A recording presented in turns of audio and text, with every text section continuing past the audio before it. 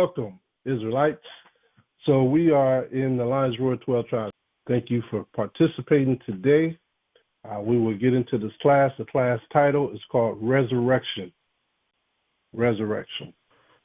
We're going to get started. Today's class, again, is called The Resurrection, or just Resurrection. Now, to get into the Hebrew word right away, they'll say the word resurrection in the Hebrew is anastasis. Anastasis sounds like a medical word or a scientific word, anastasis. All right, and anastasis, you can look that up in the Strong's lexicon. It's G as in George, 386. G as in George, 386.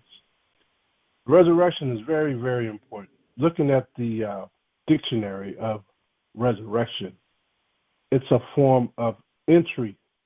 It's a form of raising up. It's a form of rising again. I sent you a little insert from the Strong's.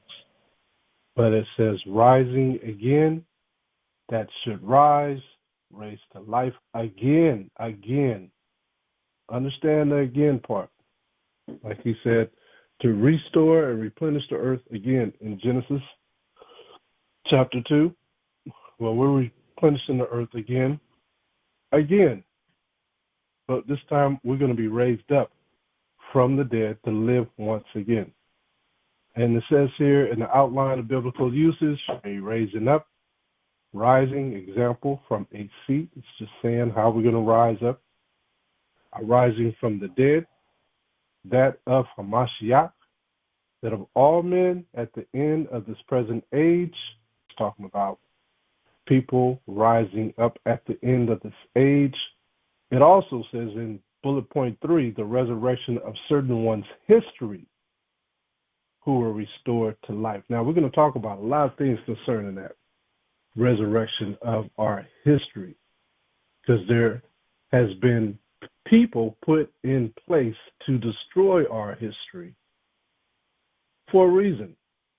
So this is very interesting to see that the resurrection also speaks about of a certain one's history who were restored to life. These are testimonies that we have.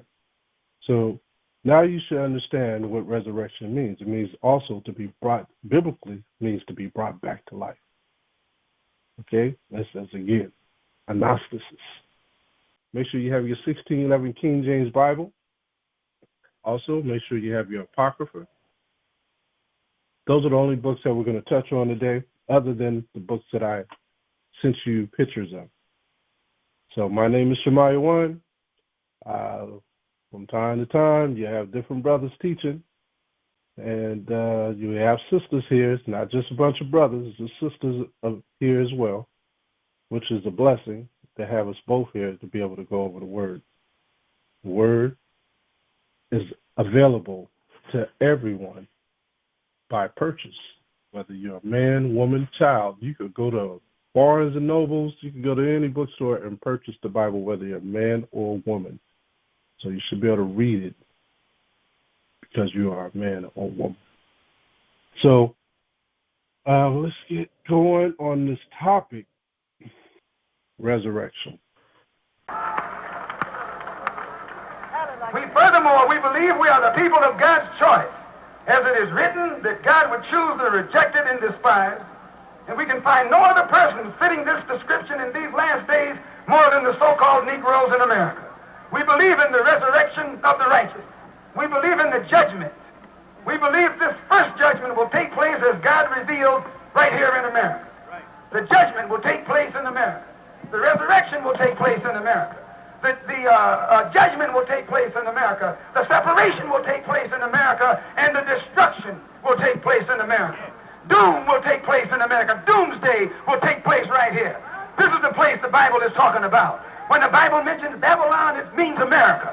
When the Bible mentions Sodom and Gomorrah, that's America. When the Bible mentions Egypt, that's America. This is Rome. This is Babylon. This is that wicked kingdom that God is going to come and set flame to in the last day. And you're living in that day right now. And I'm glad.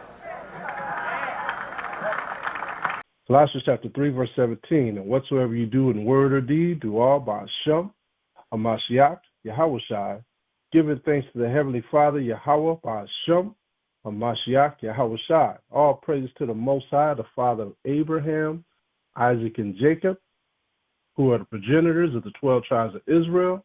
From the 12 tribes of Israel came out of the tribe of Judah a Savior who gave us remission of sins. His name is HaMashiach Yahawashi. Some people call him Yeshua, but the world tends to call him Jesus erroneously. Okay, and we could get into the logistics of that, but we're not today. But we call him Yahawashi, and so we're going to get started today in this class. Hallelujah. Most High is great. He established his word upon the children of Israel. Romans 15:4. Let's go there. Romans 15:4. And it reads, "For whatsoever things were written aforetime were written for our learning, that we, through patience and comfort of the Scriptures, might have hope."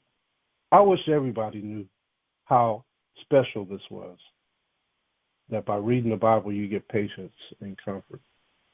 I have so many stories to tell about how the Bible's comforted me in my life. You know, the Bible calls you. And so I'm sure all of you brothers and sisters have many also examples of things that you've been through where you needed the comfort from the Bible. It's a blessing. Scriptures are powerful. This is truly the book of life. Let's go to John chapter 14. Gospel of John chapter 14. Gospel of John chapter 14, verse 1. "Let not your heart be troubled." I'll say it again. Let not your heart be troubled. Boy, that's why this Bible will comfort you. I've seen people who were in distress who heard the Bible and calmed down.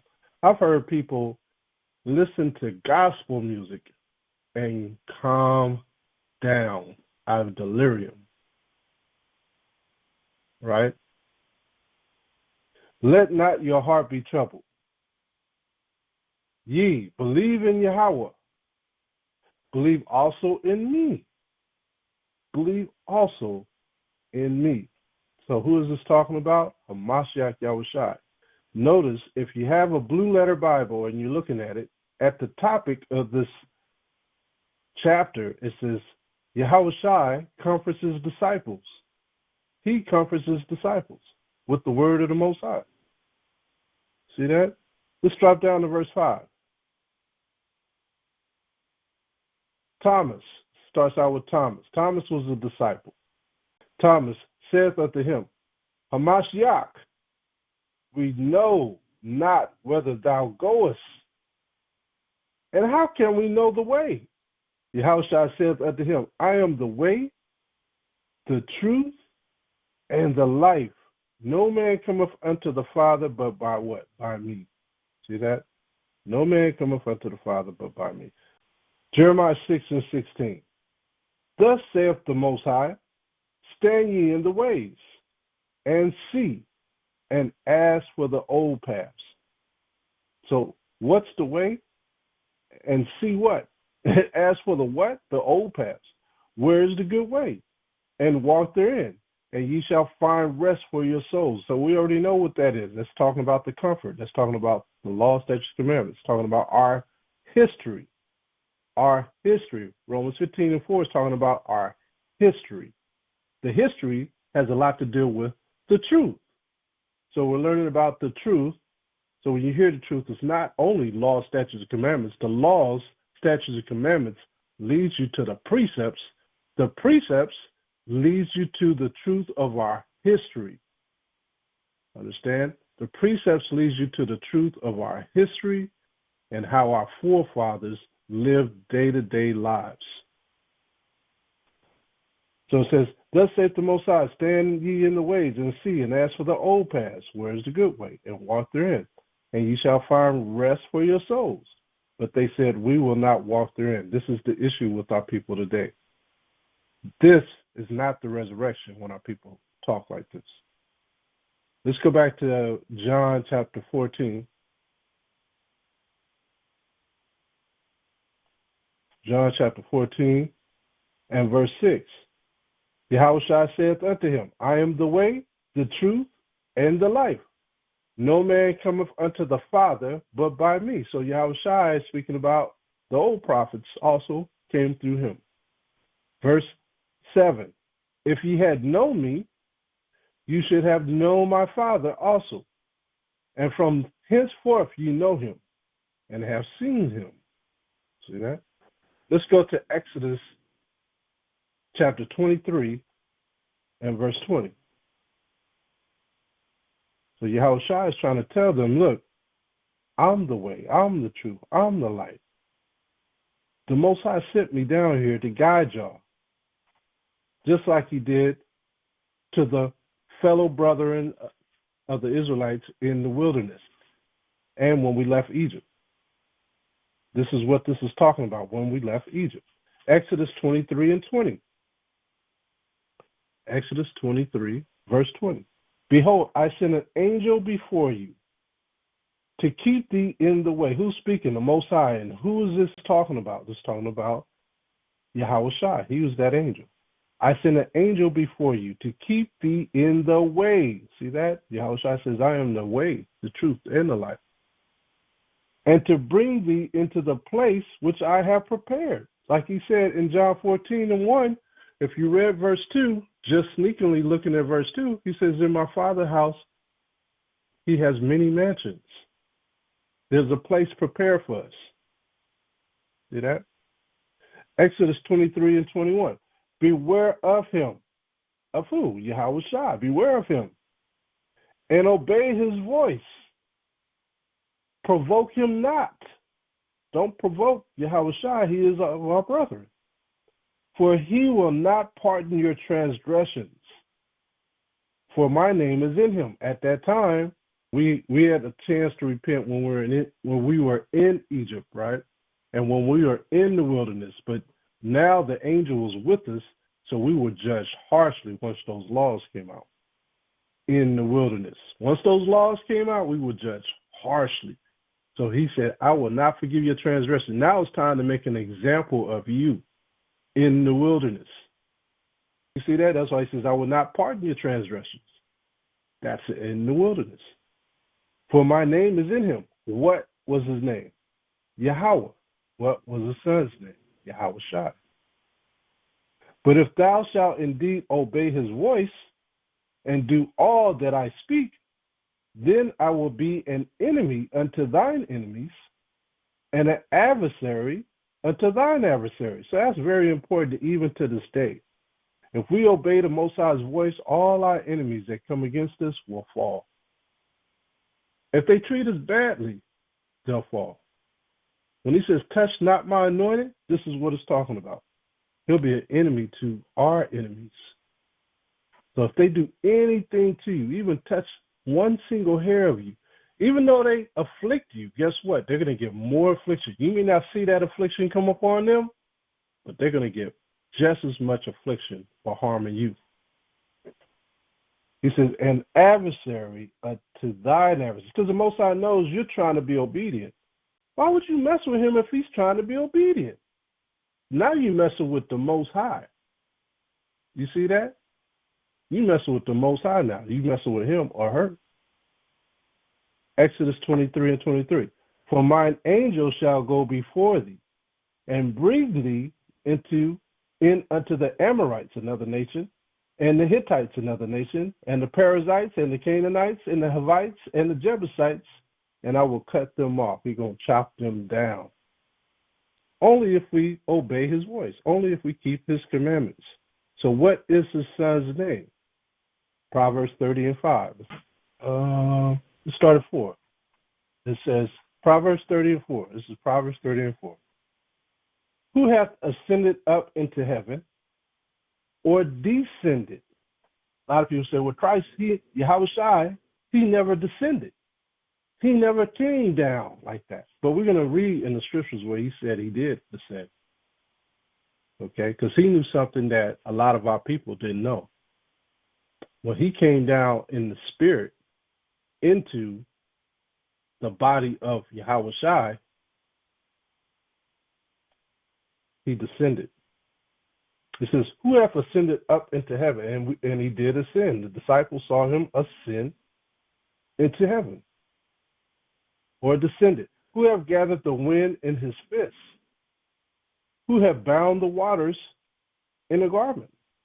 Now, when he says, who have gathered the wind in his fists, remember when Yahawashi was on the fishing boat and he fell asleep, and the disciples, they were afraid because the waters were raging and the wind was all over the place. And then Yahawashi commanded the wind to stop. Remember that? He fulfilled this prophecy. He gathered the wind in his fist. He says, peace, be still. And the wind stopped. And then they said, how can one man control the wind? And he said, with faith you could do anything. It says, who have bound the waters in his garment? Who have established all the ends of the earth? What is his name? And what is his son's name, if thou canst tell? See that? Every word of the Most High is pure. So this is talking about Yahawashi in a nutshell. Proverbs chapter 30 and 4. Let's go to Matthew 1 and 21. We're dealing with a powerful power. Matthew 1, verse 21. And she shall bring forth a son. Who is she? Mary. And thou shalt call his name Yahawashi. For he shall save his people from their sins. See that? Here's the point that a lot of people have, and I've heard this all this week. Ministers and people who are not ministers. This week, specifically, this is what I heard when it came to us talking about Israelites. They kept saying, you brothers do not talk about Christ. You do not talk about Jesus. All I hear y'all talk about is the law, the law, the law. And I said, obviously you're not listening intently of what we're teaching. All of us don't teach like that. Yes, the laws are very important, but the faith of Hamashiach is just important. So we can get out of here because he is the way back to the Father. Of course we talk about Hamashiach, but all this week, man, y'all don't talk about Hamashiach. Y'all don't be in the New Testament. Y'all don't talk about faith. You know? So, hold on one second. Someone always calls me on the Shabbat. I just want to text this person and tell them I'm teaching class, and they'll hold up. Going back to where we are, Matthew 1 and 21. And she shall bring forth a son, and thou shalt call his name Hamashiach, for he shall save his people from their sins. Who is he going to save? His people. We're going to read about who his people are. We know who his people are. The 12 tribes of Israel are his people. That's what we opened up with, the patriarchs, right? The 12 tribes of Israel. So we read Matthew 1 and 21. We read Exodus 23 and 21 through 23. It talks about that he was going to send his angel down. His angel is Hamashiach Yahawashi. He is that angel. Let's go to John 1 and 41. He's our big brother out the loins of Judah. Gospel of John chapter 1, verse 41. Right. So what I was saying was they always talk about, we don't talk about faith. All y'all talk about is history. That's just as important. That's part of the resurrection, the history. Why are they so persistent to wash our history? I don't understand how people can say, oh, y'all talk about history. That's just important. The history goes along with the Bible. It goes along with the precepts, which goes back to why we were treated a certain way, because we didn't keep his laws. The precepts go back to the laws. Like King David said in Psalms 119, oh, how I love thy law, right? Oh, how I love thy law. And I know more than my what? Elders, because I keep thy precepts. Going into the history, going into the laws, going into the precepts, going into the faith, all of that's there. That's our history. That's why it's so important for us to know why this resurrection is so important. John 1:41. Let's read this part. Let's start at 40. John chapter 1, verse 40. One of the two which heard John speak and followed him was Andrew, Simon Peter's brother. He first findeth his own brother Simon, and said unto him, listen to this, we have found the HAMASHAYACH, the Messiah. We have found the HAMASHAYACH, which is being interpreted what? The Christ.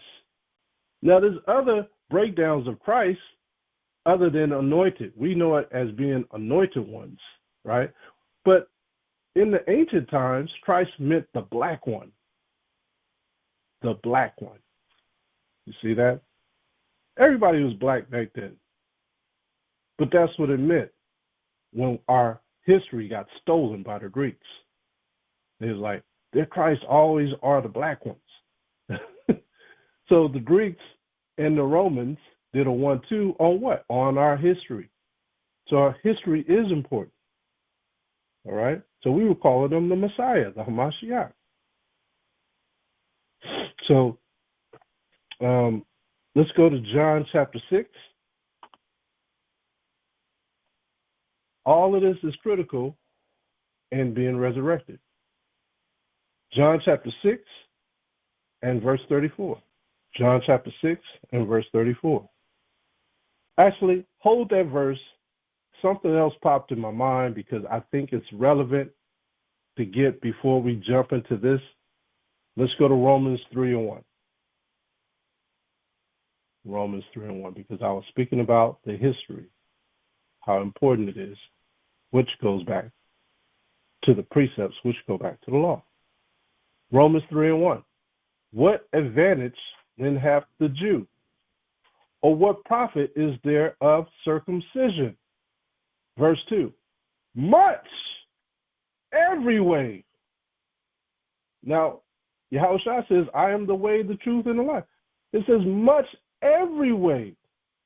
This profits us, chiefly because that unto them were committed the oracles of the Most High. We received these oracles by mouth from Moses, from all the prophets, and now from Yahawashi. For what if some did not believe? Why would they not believe the report of the prophets? Jeremiah 6:16. Reach back for the old ways. Why would they not believe the report? So Romans 3:3. For what if some did not believe? Shall their unbelief make the faith of the Most High without effect? God or the Most High forbid. So no, all of the stuff, the laws, the precepts, our history, all goes into one bucket, which faith is also a part of that bucket. It says, if the Most High forbid, yea, let the Most High be true, but every man a liar, as it is written, that thou mightest be justified in thy sins and mightest overcome when thou art judged. So how are you going to overcome anybody if you don't know the history of the people who put us in this position? You're going to go to the courts and they're going to say, you committed this when you didn't do it. And then you can point the finger back and say, look at all the crimes you committed. You still haven't been judged. You're still a fugitive. You still killing our people. You have to know history. You cannot just walk without knowing your history. That's the only way you can combat Satan, knowing your history. That's the form of resurrection. One form, knowing your history. That's why it says, wisdom maketh a wise man mad. It makes you mad. And no one understands because you are circumspect of all the things that's been dealt to you. You've been dealt a bad hand of cards all along because the people who gave you the cards were wrong. You understand? They were wrong. So how could you fight not knowing how to fight? The Most High is going to teach our hands to fight by teaching us the laws, teaching us precepts, commandments, history. He's teaching us that. They removed the Apocrypha out for a reason, to steal your history. They removed you far from Africa to remove your history. They relabeled you a different nationality to remove your history. Everything. It's very, very relevant. All of it's important. It's all important when it comes to this resurrection. All right? So Psalms 119 and verse 104.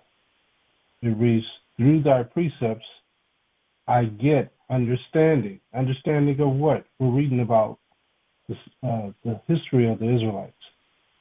So through thy precepts I get understanding. Therefore I hate every false way. What is the whole Bible about? Trial and error.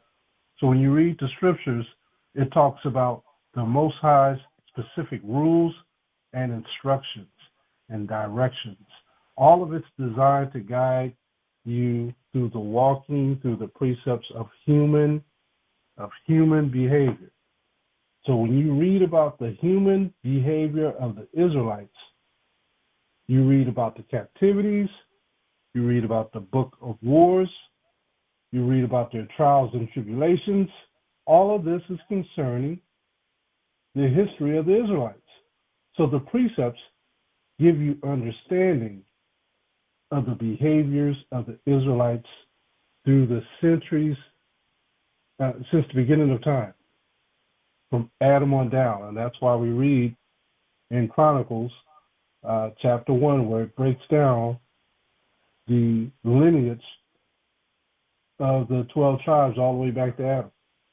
That's why it breaks down in the book of Matthew chapter 1, the lineage of Yahawashi all the way back to Adam.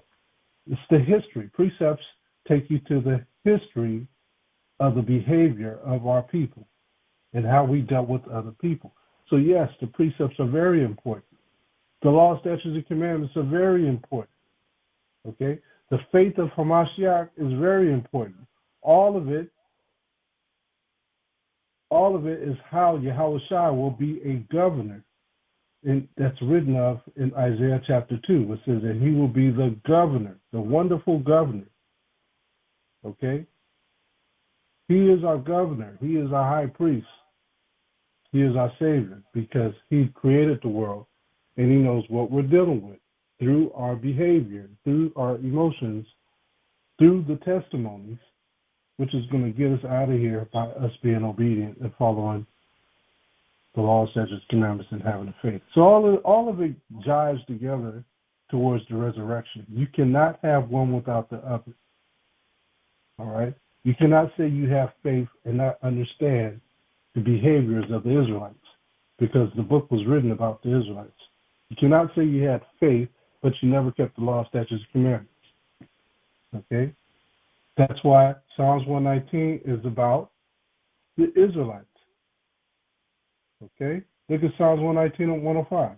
Thy word is a lamp unto my feet and a light unto my path. I have sworn and I will perform it, that I will keep thy righteous judgments.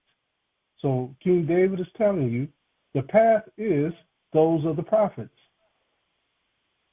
those who kept the righteous law, statutes, and commandments. Those who fail to keep it shall not live. It's simple. Going back to John chapter 6 and 34. John chapter 6, verse 34. It reads, Then said they unto him, HAMASHAYACH, evermore give us this bread, our daily bread. And Yahawashi saith unto them, I am the bread of life. He that cometh to me shall never hunger, and he that believeth on me shall never thirst. When you're in all these idolatrous churches, whether it be Islam, Christianity, Buddhism, you're still empty. It's still not enough to fill you up. You're still walking around as a zombie, not knowing who you are. How can you be filled without the real truth? Verse 36, But I said unto you that ye also have seen me, and believe not. All that the Father given me shall come to me, and him that cometh to me I will in no wise cast out. So just to go to Hamashiach, you got a lot of brothers that reject Hamashiach, even in the truth. Some brothers only believe in the old covenant. Some people think that they made up Yahawashi just so we could be led away from the truth. Some people believe that. Josephus wrote about it. There's many other people who wrote about the Hamashiach. They're like, well, there's no records, there's no birth records, there's no death records, there's no baptism from John the Baptist records. They want to see records. There was no records like that. If there were, guess who has them? Our enemies. But if you don't know who our enemies are, how could you believe the report? How could you believe the report when they steal and stole everything that we've had? Our records have been stolen. Our temples have been stolen. Our culture have been stolen. Our names have been stolen. How can you believe the report of Yahawashi? And we know how much they hated the enemies, and they're tiptoeing in the whole New Testament of trying not to say how much they hate the Romans, how much they hate the Greeks. They're trying their best not to set off any bells because they knew that our books would fall in the hands of our enemies. So it's written a certain way where it survived the test of time to this day. And now it's resurrecting us. This is secret squirrel stuff, because you could take a Bible and walk in the prison, and people will let you walk in the prison with the Bible, thinking that you're about to teach the good news according to what the world teaches. But really, when you have this truth and the history, if you're walking in there, you are walking time bomb. You could turn the whole prison around because you have something nobody else knows, and you can secretly disseminate this stuff to brothers that are of your brotherhood throughout the prison system, throughout the militaries. You understand? This is Exodus 15:3 in a nutshell. The Most High is a man of war. It's so strategic. The resurrection is real. This is an operation resurrection. That's what it is. Even Malcolm X didn't know what this operation really entailed. Right? He didn't really know. He thought he knew, but he really didn't know. John 6:38. For I came down from heaven, not to do mine own will, but the will of him that sent me. And this is the Father's will, which hath sent me, that of all which he hath given me, I should lose nothing, but should raise it up again in the last day.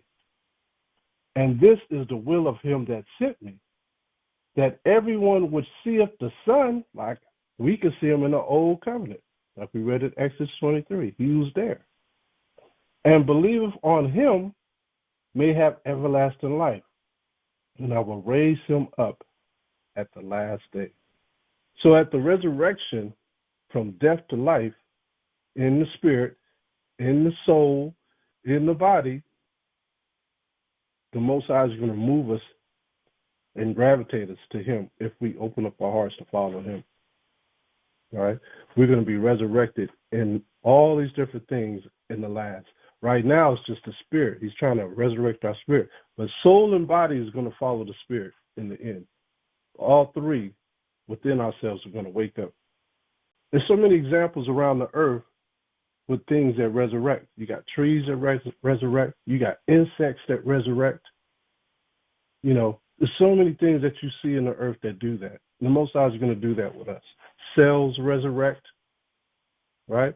The body heals itself within our bodies. We have bones that regenerate, right? Organs heal themselves, like the liver. It can heal itself, right? There's so many things that can heal itself. And now people are finding out through herbal science that many other things that can regenerate and be healed. Some people have teeth regenerate, right? That's missing teeth. So, man, don't underestimate the spiritual realm of the Most High. Do not underestimate it. Let's go to John 8 and 32.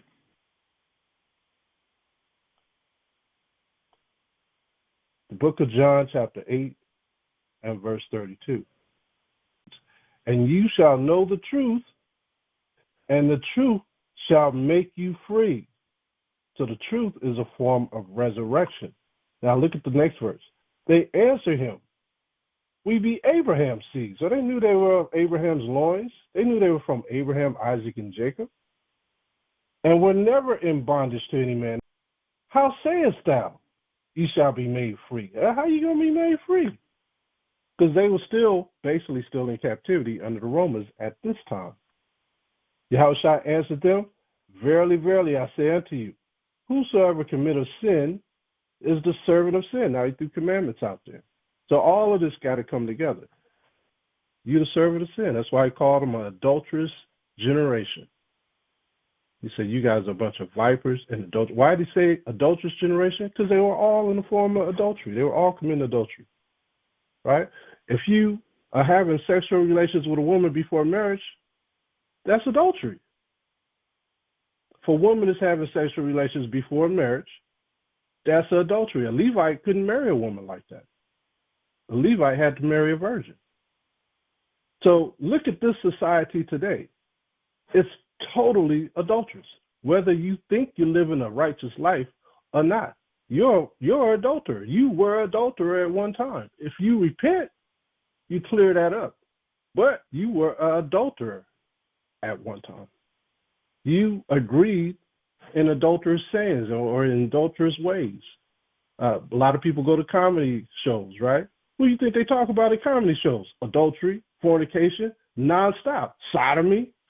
And people sit up there and laugh, and then you chuckle too sometimes. Look to the side. Adulterous ways.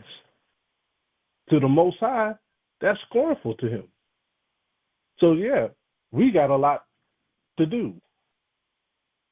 Verse 34 again. Yahawashi answered them, verily, verily, I say unto you, whosoever committeth sin is the servant of sin. So if you keep doing it, you become the servant of sin. So all those brothers up there were in sin, some form of way. John 3 and 1. We're going to read from 3 and 1 to verse 10. Now check this out. We all know about Nicodemus. He met with Yahawashi secretly at nighttime, right? If anyone that knew that you were an Israelite that's in the world, if they can meet with you secretly, they will ask you a lot of questions. Trust me. If they know what you're about, they just can't get to you. But I'm telling you, if they know that you're an Israelite and they're curious, they would love to meet with you just to engage you in questions they've been having forever. The world wants to know. That's why they're putting Israelites in a corner on social media. The world wants to know what we're into. Everybody wants to know what we do, why we do it. This is intriguing to them. So this is what Nicodemus did. He met with Yahawashi at night. He was a Pharisee, a big man, right? There was a man of the Pharisees named Nicodemus, a ruler of the Jews. See that? It's like your big-time pastors today. The same came to Yahawashi by nighttime and said unto him, Rabbi, teacher, we know that thou art a teacher come from the Most High. For no man can do these miracles that thou doest, except Yahweh be with him. So they all know that we are the Israelites.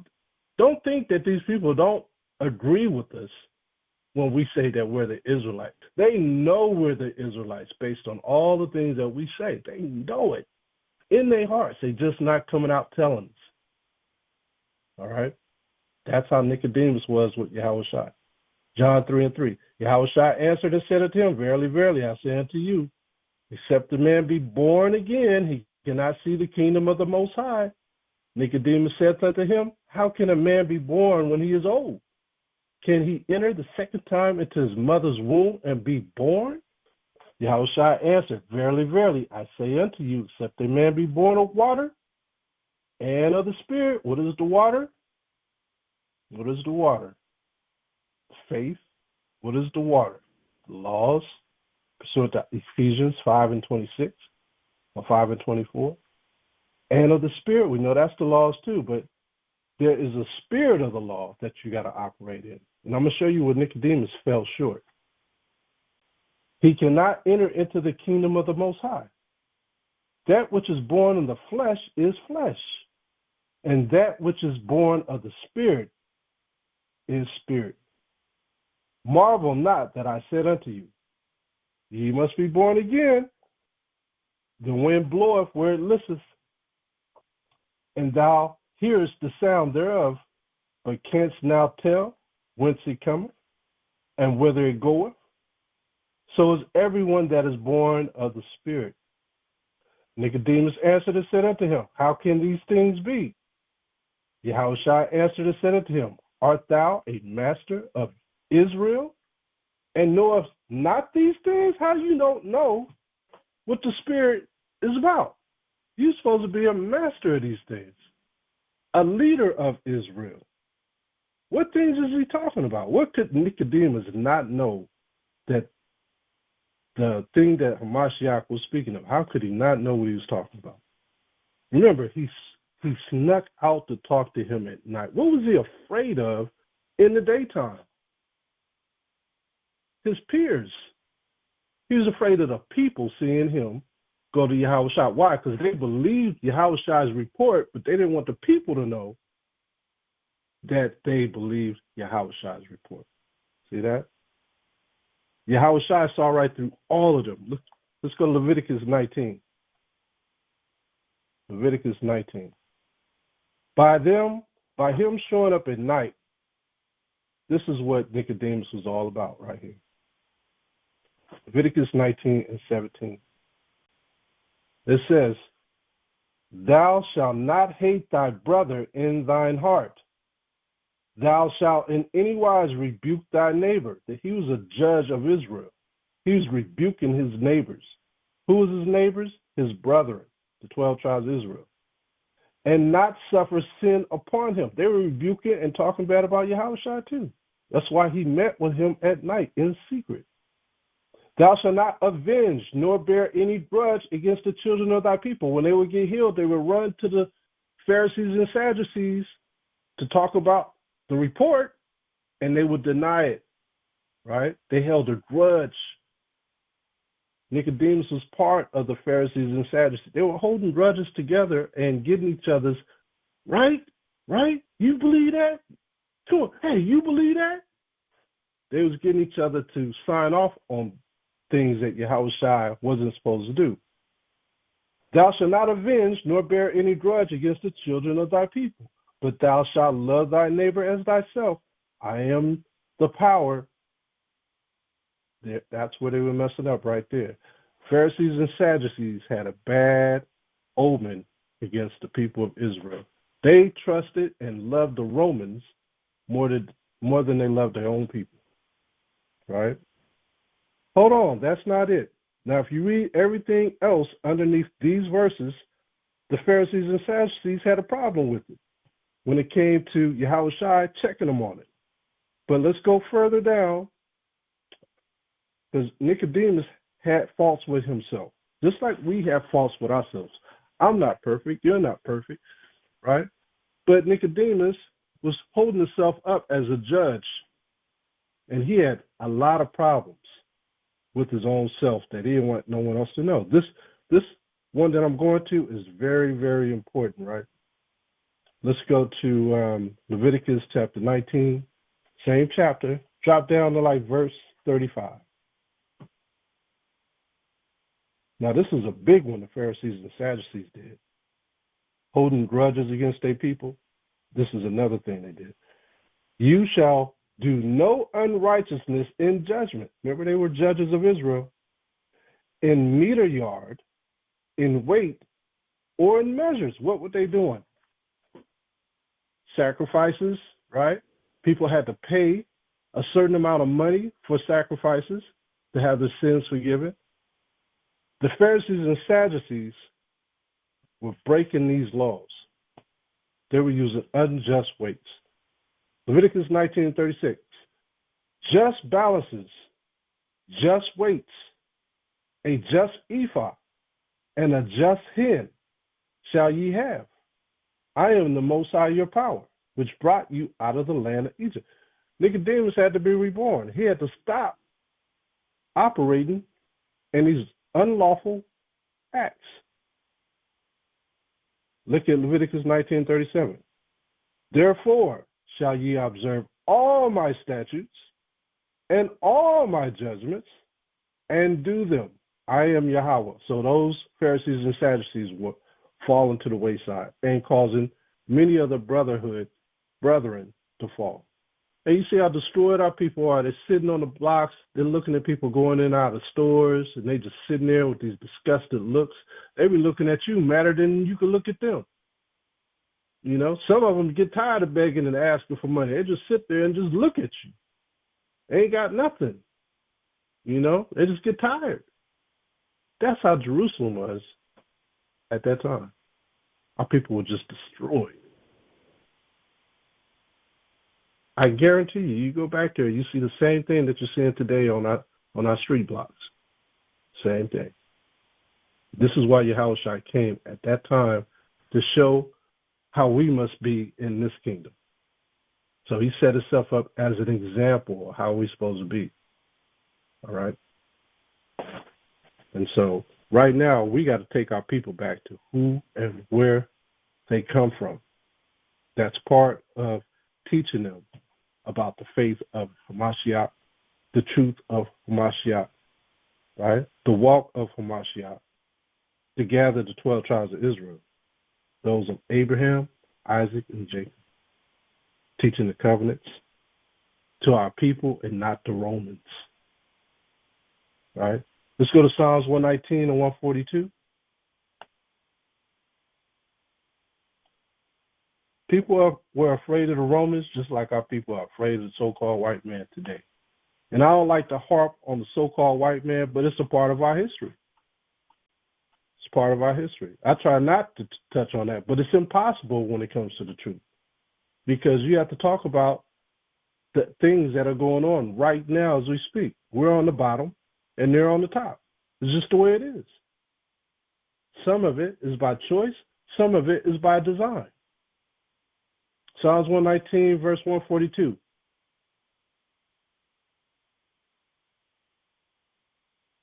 Let's start at 141. Psalms 119, verse 141, because this is talking about us. I am small and despised. Aren't we small and despised? Do we have any leaders in Washington, D.C.? Do we have any leaders in the UN? We are small and despised. Yet do not I forget thy precepts. The precepts are important. Remember the precepts, you'll remember your history, because you'll know how to break down the precepts and the history. And the enemies are within the precepts, not the laws, but they're within the precepts. So you understand how they helped us break the laws. So Psalms 119 and verse 142. Thy righteousness is an everlasting righteousness, and thy law is the truth. So Yahawashi says, I am the way, the truth, and the life. No one comes to the Father but by me. He's that angel in the way. So he knows that we're small and we're despised. That's why he put that in Revelation 2 and 9. I know thy ways. I know that thou art rich. He said, I know the poverty of y'all. And I know the blasphemy of those who say they are us that are not, but the synagogue of Satan. He knows. Right? Go back to John chapter 8, verse 32. John 8, 32. And ye shall know the truth, and the truth shall make you free. They answered him, we be Abraham's seed, and were never in bondage. Yes, you were. How sayest thou, you shall be made free? Just because you got a job, you ain't free. Just because you got a house, you ain't free. That's why Yahawashi says, I am the way, the truth, and the life. You know? Verse 34, Yahawashi answered them, verily, verily, I say unto you, whosoever committeth sin is the servant of sin. So they were all in sin. See that? And the servant abideth not in the house forever, but the Son abideth ever. So we have to follow Yahawashi. I'm going to get into the different things I sent you in a second. But because of that thinking of the Israelites during that time Hamashiach came, is the reason why Yahawashi gave this prophecy. Luke chapter 21, verse 24. This prophecy is going to reflect in the pictures that I show you. Luke 21 and 24. Luke 21 and 24. And it reads, and they shall fall by the edge of the sword. Who? The Israelites. Those same ones that says we be of Abraham's seed and we be in bondage to no man. And they shall fall by the edge of the sword and shall be led away captive into all nations. They was working. They was in their own land. They thought they were free, even though the Romans were there. And the Romans turned on them. The snake turned around and bit them. And so they were led away captive into all nations. And Jerusalem was what? Trodden down by the Gentiles at that time. It started with the Romans, and then all other nations came in, the Arabs and so forth, the Africans, until the times of the Gentiles be fulfilled. See that? Because you got Africans over there. When I say Africans, you got Ethiopians over there. The Ethiopians inherently are Hamitic people. They're Africans. Now, there's some Israelites within the Ethiopian branches that look like Ethiopians, but the majority of them are Ham Ethiopians. So don't get it twisted. Now, let's go to the Willie Lynch letter. Yeah, it says the Willie Lynch letter and the making of a slave. Yeah, it was the last group of photos you sent us, I think. Okay, I'm glad you may have sent it before, but it was the last segment you sent us as well. Okay, I appreciate that. Yeah. Okay, so the Willie Lynch letter. Let's look at that one. And as you scan over, I just want to show you how this stems from where the Romans had us. Let's drop down to the second paragraph. It says, the making of a slave, December 25th, 1712. It says, gentlemen. Now, he's writing this to all these Edomite plantation owners, right? And this is like some big-time businessman, Willie Lynch. I know people have been trying to locate his descendants, and they have failed locating. But it says here in the second paragraph, as our boat sailed south of the James River, named for our illustrious king, whose version of the Bible we cherish, who's King James, who's actually a black man, I saw enough to know that your problem is not unique. While Rome used cords of wood as crosses for standing human bodies, they were impelling slaves along its highways in great numbers.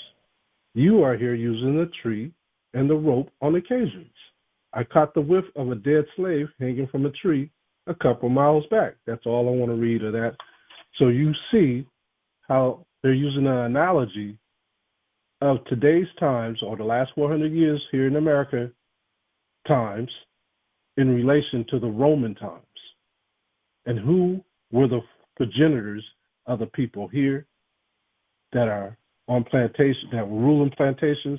The Romans. It was the children of the Romans, the Italians. All right?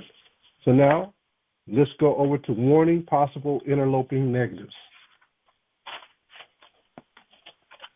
All right? I'm just going to read this whole chapter here. Now, this is graphic. A lot of you may not have ever seen the things that we're about to read, but this was the making of the slaves in this part of the world. All right? It says, earlier we talked about the non-economic good of the horse and the nigger in their wild of natural state, talking about coming from Africa or coming from parts of South America. We talked out the principle of breaking and tying them together for orderly production. Furthermore, we talked about paying particular attention to the female savage and her offspring for orderly future planning. Then, more recently, we stated that by reversing the positions of the male and the female savages, we created an orbiting cycle that turns on its own axis forever, unless a phenomenon occurred and resift and positions of the male and female savages. What is the phenomenon? He said, if a phenomenon occurs, why would Willie Lynch put that in his letter? What is the phenomenon? The phenomenon is us waking up to who we are. That's a form of the resurrection. He said that in this book, if you see where I highlighted, it says forever unless a phenomenon occurred. And resift. Let's go to Amos 9:9. I want to show you that word, sift. Amos 9 and verse 9. They use these words, the Most High put these words in a mouth so we can link them up with the scriptures. Amos chapter 9 and verse 9. Let's start at 8. Amos chapter 9 and verse 8.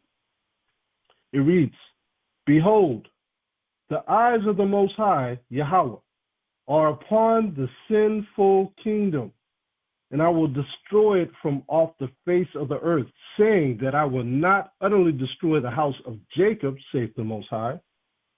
For lo, I will command, and I will what? See that word? Sift the house of Israel among all nations, like as corn is sifted in a sieve. Yet shall not the least grain fall upon the earth. All the sinners of my people shall die by the sword, which say, the evil shall not overtake nor present us. In that day I will raise up the tabernacle of David that is fallen, and close up the breaches thereof, and I will raise up his ruins, and I will build it as the days of old. So what is the phenomenon? Yahawashi and the Spirit of the Most High coming back into his people. Okay? And the Most High said himself that he would sift us. And that's why Willie Lynch, the Most High put these words in his mouth to say this. Forever unless a phenomenon occurred and a resift and positions of the male and female savages, meaning they wake up to who they are. That's the only thing that can stop what we're about to put in order. Isn't that something else? Because this order is still going on to this day. How they reposition the male and female, how they made the children be dependent upon their mama only and not the daddy, and they moved the daddy out of the way. All this stems from this letter, Willie Lynch. You see sisters out there raising their children, ain't no man. They looking for men to help them. Everything's out of order with us. All that stems from here. Unless a phenomenon occurs. The truth is the phenomenon. The truth is making us get back in order. It says, our experts warn us about the possibility of this phenomenon occurring. Their experts told them, you know, this can happen. You know, they can wake back up. You know, the Most High can wake them up. It says, for they say that the mind has a strong drive to correct and recorrect itself over a period of time. If I can touch some substantial original historical base, history is important. I don't know what these churches are talking about. Our history is relevant to everything. And they advise us that the best way to deal with the phenomena is to shave off the brute's mental history and create a multiplicity of phenomena of illusions. What are those phenomenon illusions? Look at 1 John. Let's go to 1 John chapter 4 and 1. What are those illusions? Man, this is heavy, right?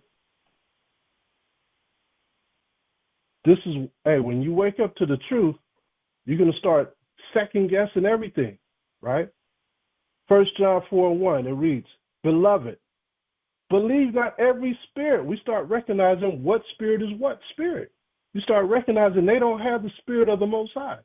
We start recognizing that their soul is not like our souls, that they can't do what we can do. Beloved, believe not every spirit, but try the spirits whether they are the Most High. We found out that the images that they use are false. We found out the history that they've been claiming is the greatest history in the world, talking about the Greeks. We found out that it was taken out of the Bible. And they were the enemies. It says, because many false prophets are gone out into the world. All these people teaching about our Bible are false prophets. You see that? That's the illusions that Willie Lynch was talking about. That's the illusions. It says, so, going back to the Willie Lynch letter, it says, so that each illusion will twirl in its own orbit. And you see how messed up we are as a people, twirling in our orbits under different doctrines. Something similar to floating balls in a vacuum. This creation of multiplicity of phenomena of illusions entails the principle of cross-reading the niggers. Maybe that's why I said that word by accident. I was reading this. It just came off my tongue. And the horse, as we stated above, the purpose of which is to create a diversified division of labor. I'm on the next page, just so y'all know, and I said that to y'all. A diversified division of labor, thereby create different levels of labor and different values of illusion at each connecting level of labor. What are some of those connecting levels of labor? What have they included in the fabrics of America? That you got to have education, that you got to go to college in order to get a job. That was implemented later. Before, you didn't need no college degree to get a job, but they implemented that in this labor matrix. They created new systems within the systems. Okay? They got us jumping from one Lego to another Lego. This is their matrix. It says the results of which is the severance of the points of original beginnings for each spirit illusion. Since we feel that the subject matter may get more complicated as we proceed in laying down our economic plan. That's what Trump is doing, laying down a whole new economic plan, try to refurbish all these laws, trying to break off the rich with more money, only them and not us. Concerning the purpose, DEI, they took the DEI and just went rapid on that, right? Removing us out of position. Reason and effect. On cross-breeding horses and niggers. They put us with horses, 1/3 of a man, right? 1/4 of a man. We shall lay down the following definition, terms for future generations. So this was something set 200-300 years ago. A lot of our people don't even know this.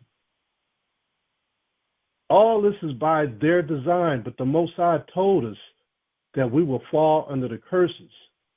They can't understand what our curses are, but they do know we are the Most High's people, and they're trying to prevent us from getting back to that natural state of following the Most High spiritually. You see that? It's all written here. Orbiting cycles mean a thing turning in a given path. Axis means upon which or around which a body turns. Phenomenon means something beyond ordinary conception and inspires awe and wonder. Awe and wonder. Isaiah 29 talks about that wonder. Let's go to Isaiah 29 and 14. Isaiah 29 and 14. Let's start at 13. Wherefore the Most High said, this is Isaiah 29 and verse 13. Wherefore the Most High said, for as much as this people draw near me with their mouth and with their lips do honor me, but have removed their heart far from me, have removed truth far from the Hosea 4 and 6. My people are lost for lack of knowledge, right? And their fear toward me is taught by what? The precept of men. See that? That's exactly what Willie Lynch was saying. The illusions. Therefore, behold, I will proceed to do a marvelous work among this people, even a marvelous work and a wonder, just like he just said, for the wisdom of their wise men shall perish, and the understanding of their prudent man shall be hid. So the Most High is going to judge these people for putting us through a cycle. Man, they put us through a cycle, and we're still in the cycle right now. This is going to put the curse on our enemies. It's going to switch by what they're doing to us. Let's go back to the Willie Lynch letter, starting with multiplicity. Multiplicity means a great number. Spear means a globe. Crossbreeding, a horse, means taking a horse and breaking it with an ass. And you get a dumb backward ass, long-headed mule. That's how you make a mule, out of a horse and an ass. So he said that from those two animals come a stubborn, dumb mule that is not reproductive nor productive by itself. And that's why when you read Isaiah chapter 1, verse 3, he said, the ox knoweth his maker, and the ass is at master's crib, but Israel does not know. Okay? We are just like this dumb mule because of all the crossbreeding and all the mental anguish of different doctrines that's been installed into our brain. We've been uploaded and it's been downloaded, the new matrix, into our heads. It says crossbreeding niggas, I hate to say that word, but I'm just reading it verbatim. Mean taking so many drops of good white blood, look at how they're talking about it, and putting them into as many nigger women as possible. Now, that brother that I talked to that was 83 years old told me that his barber was an Israelite, but I told him that his barber was very immature and not navigating himself correctly because he said one thing that this barber said, and he remembered what his barber said. His barber said, and this is on a carnal level, and this is a lot of times, a lot of us men hear this, but his barber said when he saw this woman walk by, he says, I'll put a seed in her. And he already got 8 kids by 3 different women. That's very carnal, but you see where it stems from? It comes from the enemies. Because they're saying the exact same thing right here. I'll put a baby in her. It comes from the devil. You see that? A deceiver. Crossbreeding ends mean taking so many drops of good white blood and putting them into as many nigger women as possible, varying the drops by the various tone that you want, and then letting them breed with each other until another cycle of color appears as you desire. What this means is this: put the ends and the horse in a breeding pot, mix some asses and some good white blood, and what do you get? All right. So this is heavy in Louisiana and parts of the East Coast, Philadelphia, right? This is what they were doing because the 13 colonies was established before all other states came in. So this was something they were doing that was big, right? They were also trying to do it to the Indians, but the Indians were committing suicide and also killing their babies, right? They were starving themselves because they didn't want to be a part of this. They saw the math. So you got to understand, history is important. But all of this goes back to Matthew chapter 13. Let's go to Matthew chapter 13 and verse 36. You're going to see when we read this scripture, this is exactly what the Willie Lynch letter, what they were doing. Matthew chapter 13, verse 36. Happy Sabbath, y'all. This is what it's about right here. This is what most people can't stand about our teachings, because we give them the raw truth, right? It's just the truth. That's all it is. Matthew chapter 13, verse 36. Then Yahawashi sent the multitude away and went into the house, and the disciples came unto him, saying, Declare unto us the parable of the tares of the field. Tell us that riddle that you was talking about that we didn't understand, that you were speaking to the public. Matthew 13 and verse 37. He answered and said unto them, He that soweth the good seed is the Son of Man. So what is the good seed? It's the Son of Man is what it's saying, right? The field is the world. The good seed are the children of the kingdom, but the tares are the children of the wicked one. So he's saying the tares, which are what we just read in the Willie Lynch letter, when he said, let's put some good white blood into the women of the blacks, right? So that's the terrorists, and they are the children of the wicked one. Verse 39, the enemy that sold them is the what? The devil. So he's telling you who the devil is. The harvest is the end of the world, and the reapers are the angels.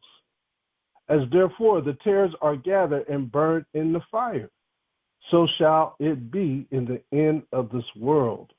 See that? So he's telling us something. Let's read to verse 43. The Son of Man shall send forth his angels, and they shall gather out of his kingdom all things that offend, and them which do iniquity, following these systems, and shall cast them into a furnace of fire. There shall be wailing and gnashing of teeth. Ain't nobody going to be happy going in there. Then shall the righteous shine forth as the sun in the kingdom of their Father. Who have ears to hear, let him hear. See that? So he's telling us who the true children of Israel are. We're scattered into all these nations, and we were put into systems, into a matrix that's hard to get out. Only by honoring the Most High will you be able to exit or get out of it or be sifted. Let's go to Job chapter 8 and 22. Job 8 and verse 22. Because this is, by them doing these things to us, they hated us, right? And Job speaks about those who hated us. Job chapter 8, verse 22. It reads, they that hate thee shall be clothed with shame, and the dwelling place of the wicked shall come to naught. This place of America is going to come to naught. And those who hate us, we're going to see their shame come upon them quickly. They're boasting right now. They are boasting so much right now over us. There's a film, I don't know if y'all ever seen this film. It's an old film. In 1949 it came out. My dad had me watch this when I was a little kid. It was called The Lost Boundaries. Watch that movie. You'll see in that movie, it's a white family, and they found out that their grandfather was a Negro. And so what did that mean? All of them were Negroes. But they look white. And they didn't find out until they became adults and they were achieving many things. And then they just couldn't go far enough because somebody had did the background history and found out that their grandfather or the father was a Negro. And they couldn't excel anymore because of it. I should have told you this years ago. I'm part Negro, Howard, so's your mother.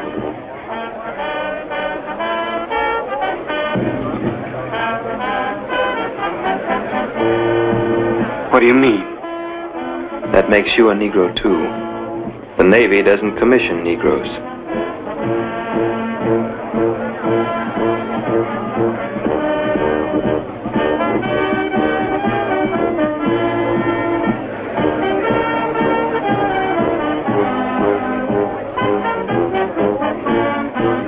I'm white.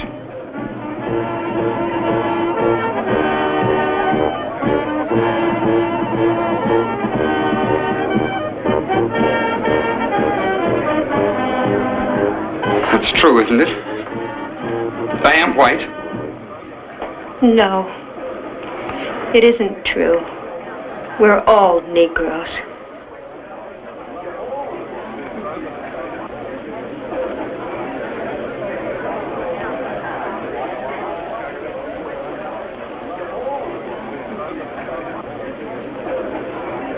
I don't believe it. I'm sorry, Howard.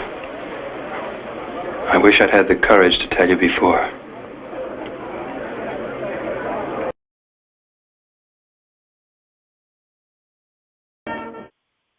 But you got to see it's an old black and white movie. Really good film. It's called The Lost Boundaries, 1949. I'm going to read on. It says, you got a multiplicity of colors of ass backwards, talking about the different shades of brown here in America. Unusual niggers running tied to a backward-ass long-headed mule. The one productive of itself, the other sterile. The one constant, the other dying. We keep the nigger constant, for we may replace the muse for another tool. What's the another tool? The other tribes. You replace them with the other tribes. Issachar, Dominicans, or Puerto Ricans. We'll replace them. Both mule and nigger tied to each other, neither knowing where the other came from, and neither productive for itself, nor without each other. Look at Venezuela. Look at how it got destroyed. You know how bad they are being prostituted down there? They're doing the same thing down there. Brazil, they're doing the same thing there. They're doing the same thing in Belize, Peru, right? Aruba. They got our women walking around being prostitutes. They're beautiful women. Esau knows what to do to them, to destroy them amongst their own people. Well, they start loving the enemy more than they love their own. You know? They're coming from broken houses, broken down families. Most of them ain't got a father in the home. Some of them do got fathers in the home, and they're committing wickedness by sending their daughters out there to whore or commit prostitution. You know? The sons are a part of it, being whoremongers. It's bad down there. It's really bad down there. It's worse down there than it is here. And now you see why the Most High says through Yahawashi that we're just a bandit of sinners. This world is messed up, y'all. All right? Really messed up. We'll move on from the Willie Lynch letter. And let's go to the next group of inserts. Let's look at the one where you see the man sitting on top of looks like an old sepulcher or pyramid. Now, this is during World War I. All right, this is coming out the book called The Image of the Black. Let's look at this. All right, let's zoom in on this image from top to bottom. All right, so at the top it says Harper's Weekly, and you see the brother sitting there, got his hand on his elbow, crossed away, holding up his other elbow, and his hand is on his face, and he's in deep sorrow and he's in deep conflict thinking. He has a gun underneath his foot there, right? He has chains on his leg, draping over the white part of that sepulcher. You see that cat of nine tails? It's a whip, cat of nine tails. That's what same thing they beat Yahawashi with. See that? Cat of nine tails. It's draped over that white thing too. So they got the chains, the cat of nine tails. You got the gun. There's a couple other things on the left side of them. But it says the U.S. I can't read that insert underneath his arm. Something American, right? But this is World War I. Now let's read what it says in this. This is going to trip you out. It says the whipping post, hunted down with bloodhounds, slavery for years, branded and mangled. The auction block, husband, wife, parent, and child, brother and sister sold apart. Daughters, mothers, wives, and sisters ruined. Like I said, they ruin our women. See that? It says ruin. You see it in black and white right there. Knowledge, a sealed book. What's that sealed book? The Bible. Knowledge, a sealed book. It's sealed to our people who don't know the history of it. Fort Pillow Massacre. Resolved by the Congress of the Confederate States of America that the thanks of Congress are due and are hereby cordially tendered to Major General Fanzar, whatever his name is.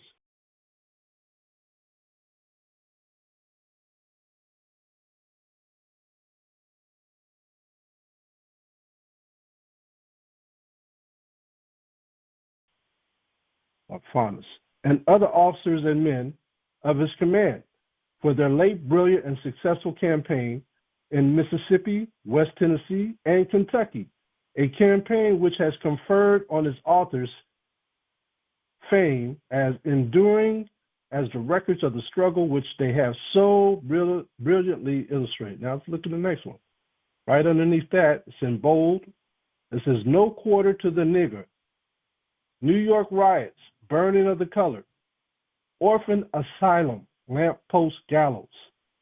Lamppost gallows, that's a hanging mechanism. Homes burned. Why are they doing all this to us, right? Setting up a new system. New Orleans and Memphis massacres. How about that? Trump just said he just fixed Memphis. I don't know if y'all saw that interview yesterday. He said, I just fixed Memphis. We got no more crime in Memphis.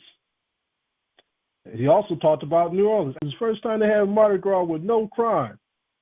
So he was boasting about these two cities. Ain't that something? A Negro has no rights. A Negro has no rights which a white man is bound to respect. How about that? You got no rights as a Negro that they respect, no matter what you do.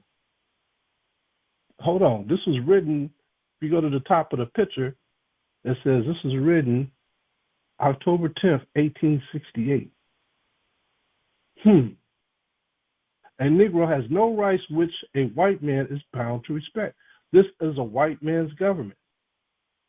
The nigger and the white man are not likely to agree unless the nigger yields to the white man's views, which he can do or die. In other words, you'll never have freedom here. The only way you can have freedom is to think just like the white man. You have to give the way to the white audience. If you go to the store and you're dealing with white people, you have to submit to them. You have to say hello with a smile. You have to portray yourself as a nice, friendly person before they portray themselves as a nice, friendly person. That's what this is saying. There's no freedom for you. You can't be how you want to be. You have to be just like them. I'm saying this so you can understand if you don't understand what it's saying in the insert. That's what it's saying. I hated Reese, who had forced me to take part in his humiliating games. I should have refused, rebelled. But how can a slave... Don't be afraid, friend. It's just a joke, just a joke. I want you to take a picture of me and the girls, huh? Now, you just take the camera and you look through this end and flash, you push the button, all right? Come on, fella. One picture of me and the girls together, huh? Come on, be a good sport. I should have refused, rebelled. Be a good Joe, huh? Come on, fella. But how can a slave...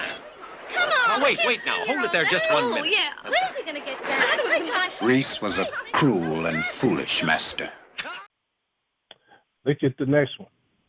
It says, we must make the Negro understand we are the men we were when we held them in abject bondage. Whoa. In abject bondage. Y'all know what abject is? Abject is a word that means completely without pride, completely without dignity. It means poverty. It means self-abasing. So, in other words, you can never be a superior in America. And you got to remember, this goes to what Esau said when we got the blessing. Let's go to Genesis chapter 27 and 40. Remember what Esau said after his father died? Genesis 27 and 40. All this is biblical. Remember, it said in here, his book is sealed. Right there on that statue, it says that. Man, it's heavy. And by thy sword, this is Genesis 27 and 40. It says, and by thy sword shalt thou live, and shalt serve thy brother. And it shall come to pass when thou shalt have the dominion, that thou shalt break his yoke from off thy neck. This is Esau breaking the yoke of Jacob off his neck. And Esau hated Jacob. I mean, when was that yoke broken? When King Solomon died. When King Solomon died, that's when Esau got loose again. And Esau hated Jacob because of the blessing wherewith his father blessed him. And Esau said in his heart, the days of mourning for my father are at hand. Then will I slay my brother Jacob. And these words of Esau, her eldest son, were told to Rebekah. Who told Esau's words to Rebekah? Probably a servant. And she sent and called Jacob her younger son and said unto him, behold, thy brother Esau, as touching thee, doth comfort himself, purposing to kill thee. So, see that? So that's going back. They still have the same understanding of, they have that same spirit that Esau had today and even in the 1800s. Let's go back to that statute where it says, we must make the Negro understand we are the men we were when we held them in abject bondage. They're saying, we just like our fathers that brought you all over here in slavery. We the same men. So whenever you see Edomites, they all think like this. I hate to say all. I'd rather say some because I don't know all. But inherently, the top elites, this is how they all think. Agree among yourselves and act firmly on this agreement that you will not employ anyone who votes the radical ticket. That's why they got your girl out of there in Texas, moved her to another jurisdiction. And now I say that unless the Negroes submit to the intelligent guidance of the powerful white race, their fate will be that of the Indians. Oh, their fate will be that of the Indians. Why the Indians? What happened to the Indians? They got killed off. So if we go against this system, they're telling us, and trust me, they're going to follow what this says. They're going to try to kill us all off, just like the Indians. They will be exterminated. The Negroes can only be happy and prosperous as long as they are guided by the intelligence of the white race. Whenever it is sought to defranchise the intelligence of the country and make it subordinate to the ignorance of the country, whenever it is sought to subordinate the white race of the country to the black barbarism of the Negro, the prosperity of the country is at an end. That's what they thought when Barack Obama got in office. We are bound to have a war of races. And when there is one drop of blood spilled, we predict that it will flow as freely as does the Mississippi. How about that? Jefferson, Texas. Man, this is heavy. Y'all can read the rest down below. But, man, this is heavy. If you look to the side, you see a so-called white man holding up a gun, shooting. They had just burned down a black orphanage building in New York. See that? You see the babies laid out on the ground, dead. And the white mob holding up their fists, saying that it's being burned down. And if you go to the right, you'll see a Ku Klux Klan member where his face is shaded, but he got a hat on, says KKK. He's holding a gun, and he's pointing at the brothers sitting on top of the statue, and they burned down their school, Freedmen's School. There's a movie called The Freedmen's Farm, something like that. I watched it, but it's about natives and Negroes living together on a farm and having to take down all those who are coming against them. It was called The Freedmen's Farm. But this is important. This is our history. Oh, at the bottom, not to forget, it shows a sister and a baby laid out, and she's looks like somebody shot her dead. There's two babies. Man, this is heavy. All this is important. A lot of our people can't face this or deal with this, but this is what's going on. It says, we despise the Negro right above the sister. The Georgia Massacre. Heavy, heavy, heavy. Let's get to the next one for our lack of time. This is going to the next insert. The next insert says sex and race. You see a bunch of faces on there. This is written by Rogers, J. Rogers. Let's go to the next one. This is like a 3-volume book. It says page 96 in the top left. It says sex and race with a little paper clip on it. So let's read where I put an X to the left of it. And we'll read down. It says, the lifelong training of many Negroes fit them only for white environment. In Africa, they are out of place, and the natives very rightly call them by a term meaning white man. That is, they acted like white persons. So it's saying that the Negroes of America, when they go to Africa, they act like white men. In other words, they don't have their true state. You see Negroes today anywhere. we have the mindset of a white man, most of us, except for you brothers and sisters in the truth. But most brothers and sisters have the mindset of a white man because they don't know who they are. All right? Indians, all the nations that were under the white man's thumb here in America have taken on his character. It says, many Negroes have been reared on tales about snow white skins, raven tresses, beautiful golden locks. Their fairy heroes are white, and so are their social superiors, their God, Christ, and movie heroes. How about that? On the other hand, the evils they are taught to shun are described as black, caught young and filled with dislike a mother bird, cramming food down the gullet of her young. What wonder, therefore, that they think white? So this stuff has been, all the doctrines, all the systems are being crammed down our throat, like a bird feeding their young. What else could they think? Idolize black at the expense of a white? And the effect would be exactly the same. In Ethiopia, the lower cases or the lower classes call the white man Mets or Nets, that's his name in Ethiopia, equivalent of the white term of contempt, nigger. Thus, there are many American Negroes quite black with a strong white complex. How about that? So a lot of, even Malcolm X, right? He spoke well, but his concepts were coming from the white race.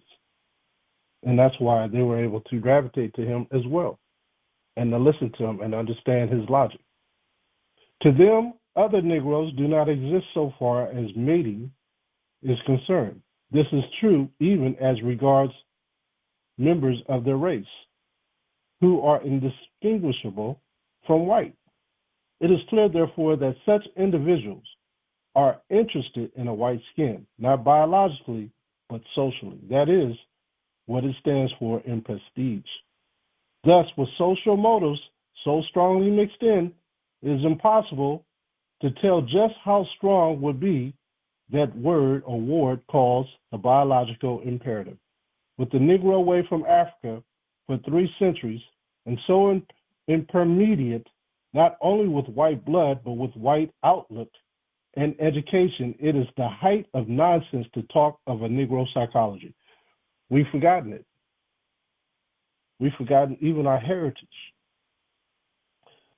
The white mountaineer of the South has mannerism and speech that set him off from the city whites of the South. Does that make of him a separate white race? Also, the rural Negro of the South talks and acts differently from the city Negro, especially of the North. Does that make of him a different Negro race? We insist that the mannerisms of the white mountaineer are no more distinctive than those of the southern rural Negro. So we have lost our psychology completely. How are we going to get it back? Through the scriptures. This is the phenomenon. Let's go over to the first insert where you see a black and white page. It says sex and race. It shows a biblical figure and 2 biblical figures, white and black. All right, it says page 280 at the top left. Now I want to read the bottom insert, and I want y'all to follow me and notice what it says. It says left, the vision of Isaiah, reproduced from a 5th century AD Greek manuscript in the Bibliotheca Nationale, Paris. The great Jewish prophet is clearly portrayed not as a white man, but as an African. This is Isaiah the prophet. How is he portrayed? As a black man. It looks kind of like Jesus the Christ, Yahawashi. But this is saying that this is a prophet. Has his beard, has hair, dark skin, right? It says the figure beside him is undoubtedly white. Now I'll go to the right image. It says a priest of Isis from ancient Rome with a sistrum, not unlike a modern Coptic priest who carries the same instrument.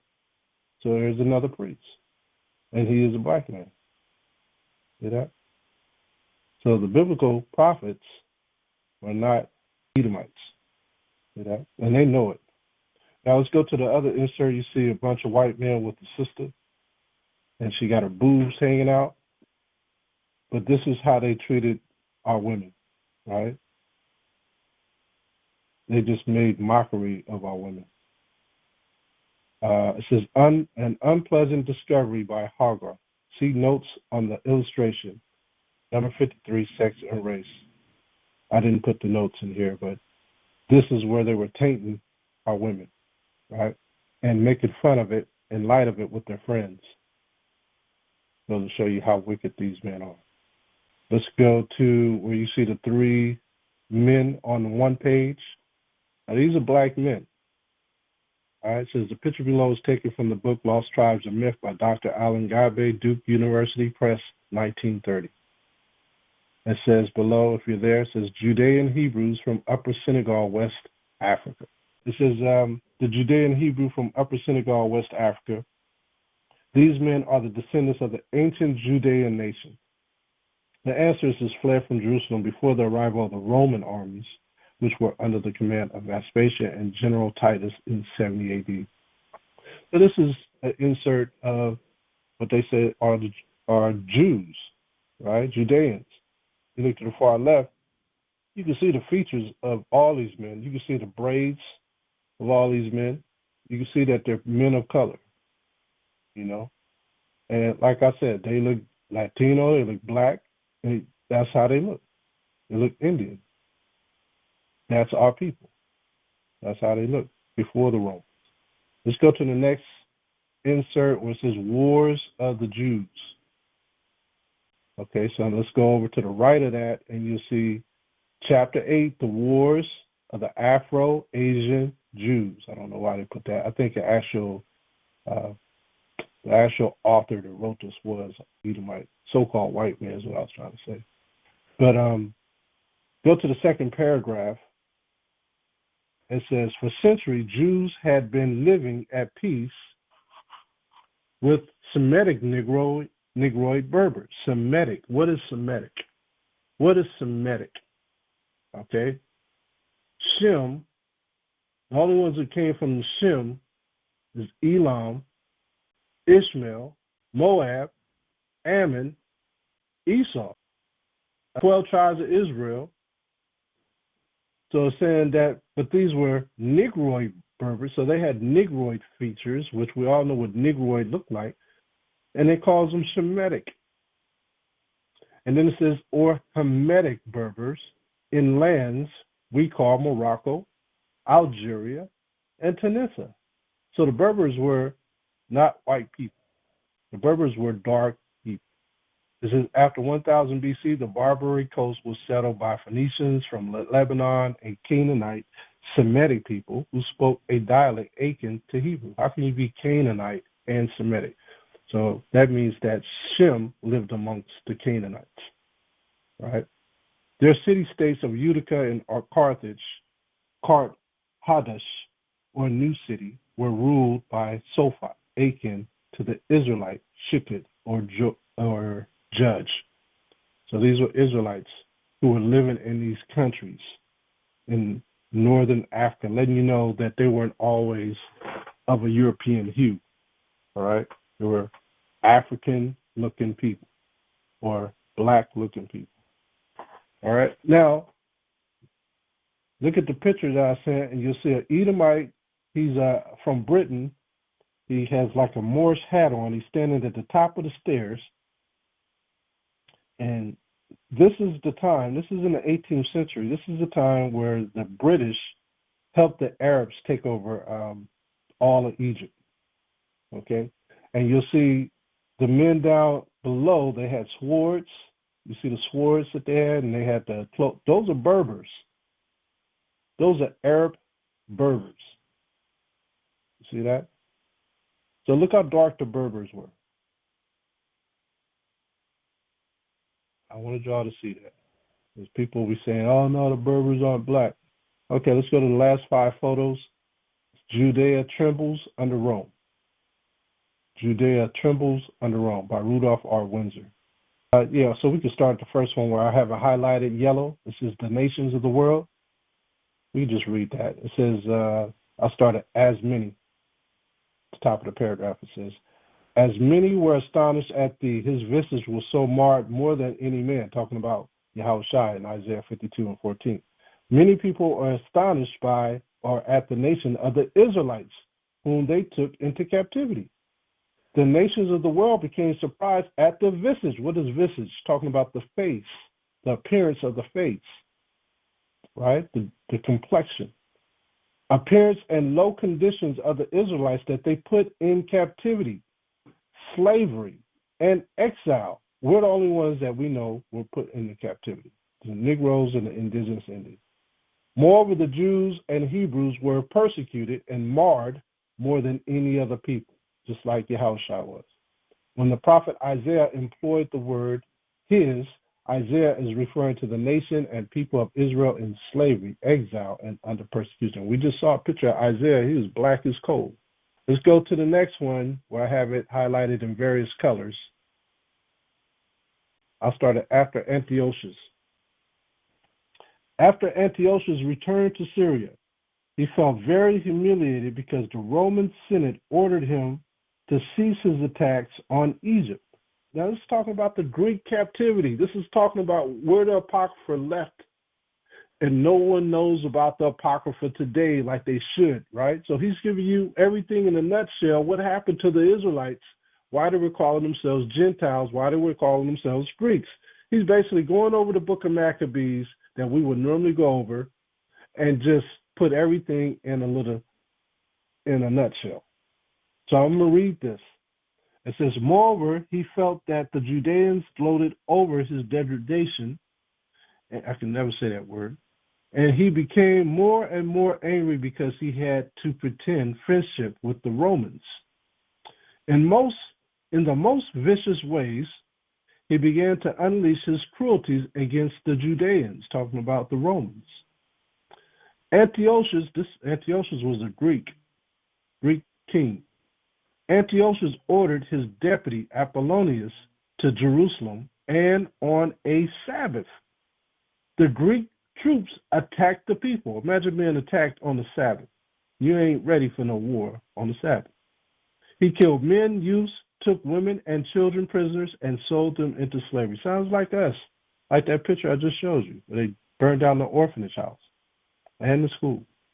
Furthermore, these fierce Greek troops burned many buildings in the city, and as a result of this disaster, many Levites and priests fled from the city. Soon after, Antiochus issued an order to all the towns of Judea to give up the laws of their power and to sacrifice to what? Greek gods, just like today we're sacrificing, our people are sacrificing the Greek gods. Antiochus decreed that unclean animals should be used as a sacrifice. Under harsh punishment, he prohibited the keeping of the Sabbath, circumcision, and eating of clean food. So he kept that away from them. You ever notice wherever you go, you can never get clean foods. There's always something abominable, especially with Asian food.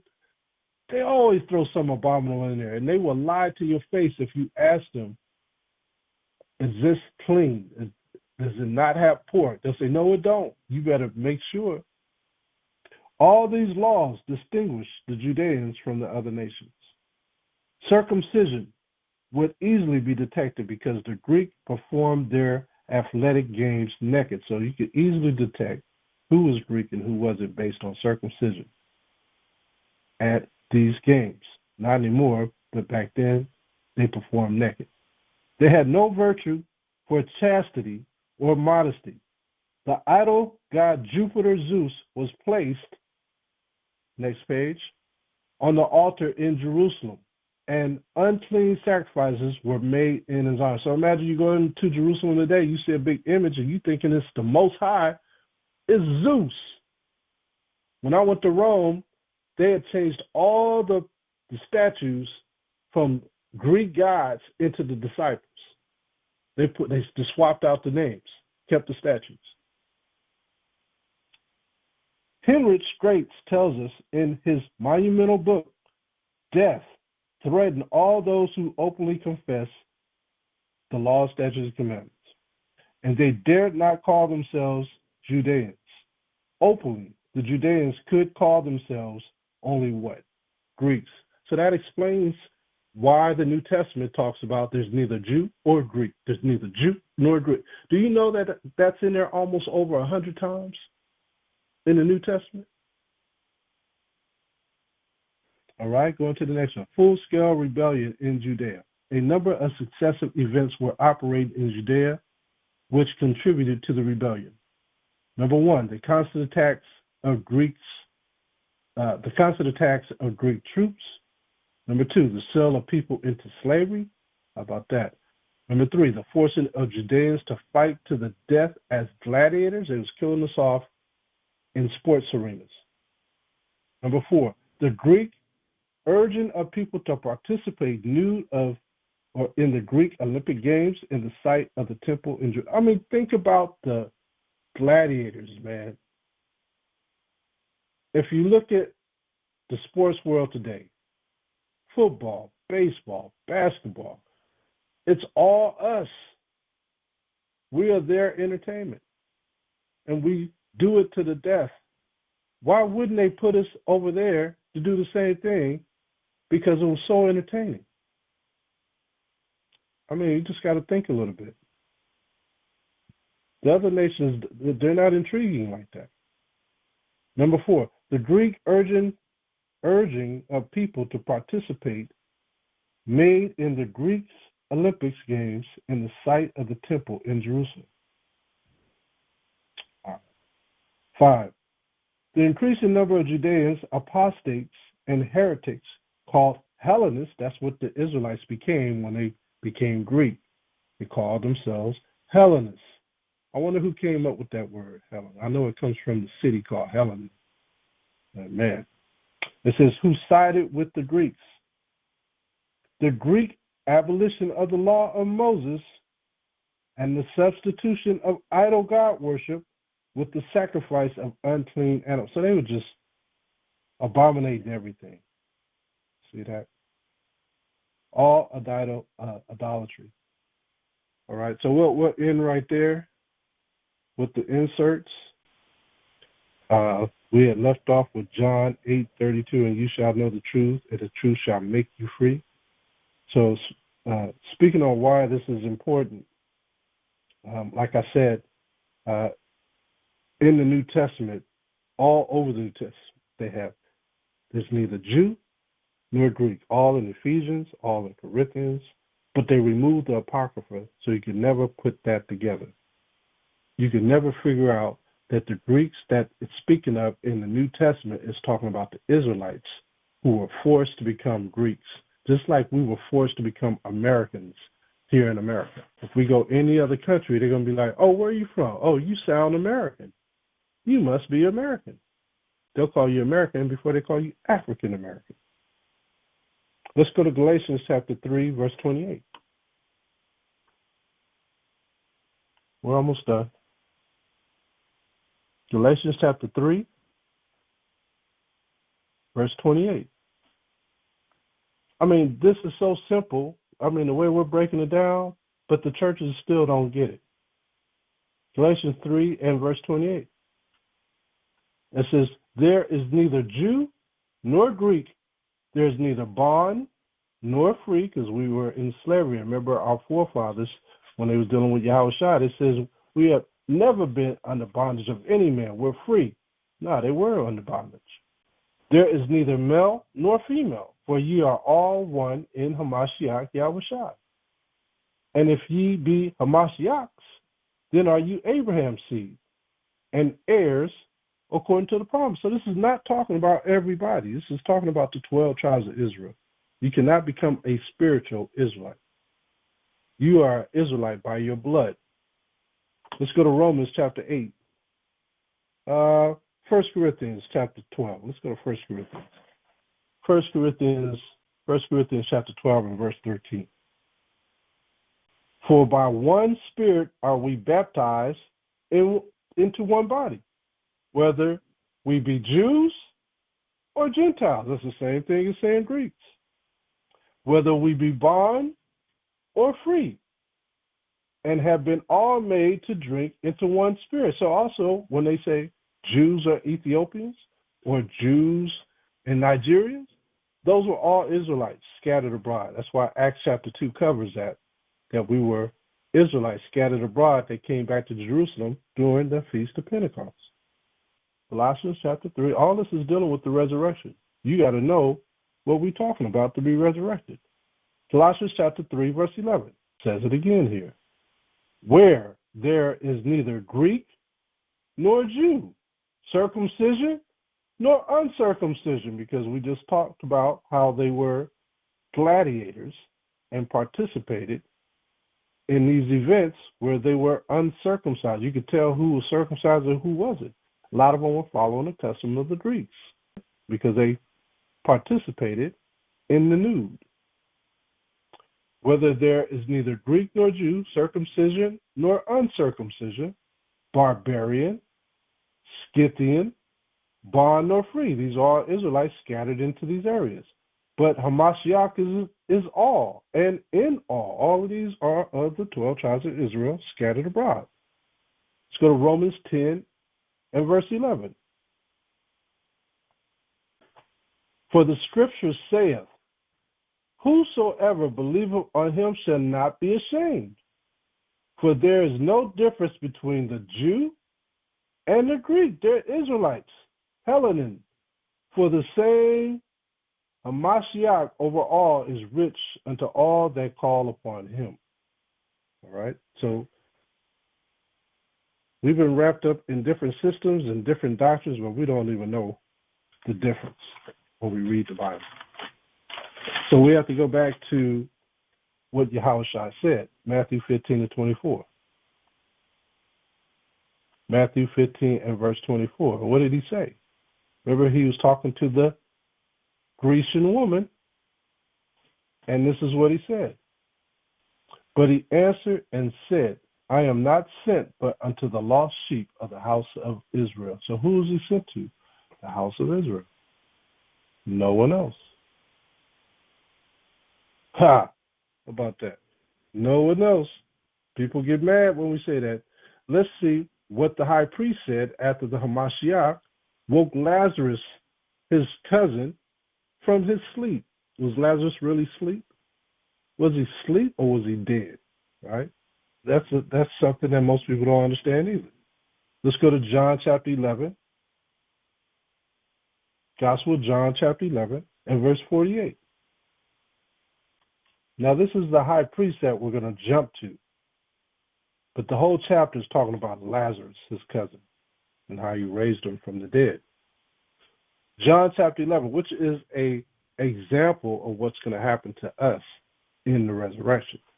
You resurrect your mind by coming into the truth, knowing the truth, the laws, the precepts, the history. And then we're all awakened because we are all put in the ground the same way as a seed ready to hatch. John chapter 11, verse 48. If we let him thus alone, all men will believe on him. And the Romans shall come and take away both our place and nation. See, they were afraid of the Romans. The leadership, the Pharisees, the Sadducees, just like Nicodemus, they were afraid of the Romans. They said, we got to kill Yahawashi because it's going to swagger everybody away from their understanding of the scriptures and who we are, that we're in captivity. John 11:49. And one of them, named Caiaphas, being the high priest that same year, said unto them, ye know nothing at all, nor consider that it is expedient for us that one man should die for the people, and that the whole nation perish not. Take this out. And this spoke he not of himself, but being high priest that year, he prophesied that Yahawashi should die for that nation. This part right here. And not for that nation only. What nation only? The Judeans, the southern kingdom, which entailed Judah, Benjamin, and a part of Levi, but that also he should gather together in one the children of the Most High that were what? Scattered abroad. So Yahawashi was going to get all the Israelites who were Gentiles in the Greek state of mind, in Assyria, in Judea, in Africa, in Spain, in Portugal, all over. He's going to gather us. So they were trying to prevent that from happening. Then from that day forth, they took counsel together for to put him to death. We were scattered abroad. So the whole point was Satan was putting in place something to prevent the resurrection from happening. Because in order for us to be resurrected, we have to all have the same understanding of resurrection by keeping the Most High's laws, knowing who we are, and the precepts. That part is what we have to remember. We have to remember those things. All that other stuff that we argue and fight and bicker about today, some of that stuff ain't even relevant. The main thing is relevant is the history, the precepts, the law, statutes, commandments, and having the faith of Hamashiach. That's the main part to be resurrected. All the other stuff is just mumbo jumbo. Look at Romans 3:29, how we got to lay down. So if you're laying down with idolatry, how are you going to be resurrected? Is he the power of the Jews only? The Judeans only? Is he not also of the Gentiles? He just said he's going to those who are scattered abroad. Yes, of the Gentiles also, seeing it is one power which shall justify the circumcision by faith and uncircumcision through faith. Now he's going to tell you, faith ain't everything, because you got to have what? Works. Do we then make void the law through faith? No. The Most High forbid. Yea, we establish the law. We still keep the law. So we have to die the same, all having the understanding of faith and the laws, right? We could turn a blind eye a little bit through faith to our brothers and sisters who are in a Gentile state of mind until they fully awaken. But when they fully awaken, now they'll be like us, and we'll all be like him, right? So who was given this law? Not just the Jews, a.k.a. Judeans, but Ephraim, Manasseh, Issachar, Naphtali, Asher, Zebulun, Simeon, Levi, Benjamin, Gad, Joseph, and even Dan. We were all given this. Let's go to John chapter 11. Got a few more verses and we'll be ending. Gospel of John, chapter 11, verse 53. It reads, Then from that day forth they took counsel together for to put him to death. Yahawashi therefore walked no more openly among the Jews, but went thence unto a country near to the wilderness, into a city called what? Ephraim. But you know that Ephraim was still around, and there continued with his disciples. So Ephraim was a place of haven, which was the 10 tribes. They wasn't trying to kill him like the Judeans of the southern kingdom. He could go into the 10 tribe territory and not be bothered. Okay? So there's the resurrection of truth. Right? 1 Peter 3:21. The like figure whereunto even baptism doth also now save us. What is baptism? The washing of the water from the word, right? Ephesians 5. Let's just get that so you can see that I'm not just talking. We'll come back to 1 Peter 3:21. Ephesians, put this in your list of scriptures, precepts. Ephesians 5:26. Ephesians 5:26. It reads, that he might sanctify and cleanse it with the washing of water by the word. See that? That's how we're going to wash ourselves, that he might present to himself a glorious church, not having spot or wrinkle or any such thing, but that he should be holy without blemish. And how do you do that? With the word. It's not through water baptism. It's through the water of the words, the Bible that follows us, that we can take with us everywhere. That's in us. All right? We wash ourselves by studying the scriptures to chisel ourselves from the crimes that we've committed or from the crimes that we could possibly commit in the future. It stops us. It prevents us. It's a proactiveness of doing right. Let's go back to where we were. 1 Peter 3:21. 1 Peter 3:21. Now, this is dealing with your consciousness and the law and our history. This verse right here. 1 Peter 3:21. The like figure whereunto even baptism doth also now save us, not the putting away of the filth of the flesh, but the answer of a good conscience toward the Most High. Because you got a tattoo on your body and you repent. Is the tattoo going anywhere? Nah. So the same way is how sin stays in your body. You think it's going, it's just like pneumonia. You get pneumonia. Pneumonia stays in your body till death. Even though you might get healed, you can get it as a child, and there's like a little black scar of that pneumonia that stays with you for life. Same thing with a stroke. You may have a light stroke and think that you got better and overcame that light stroke. But over time, towards the end, that stroke can mimic itself and come back in another form where your legs ain't working right, your feet ain't working right, your hands ain't working right, you stutter and you're relaying in your words. You know, you have to understand that the flesh is not what it's about. The flesh is a part of it when keeping the commandments, but it's your conscience that's going to save you, right? The flesh, you keep it living by keeping the dietary law, right? You keep it living by keeping the Passover so nothing else can hit you. But things stay in your body. You know, they don't always go away. And so by the conscience will be renewed.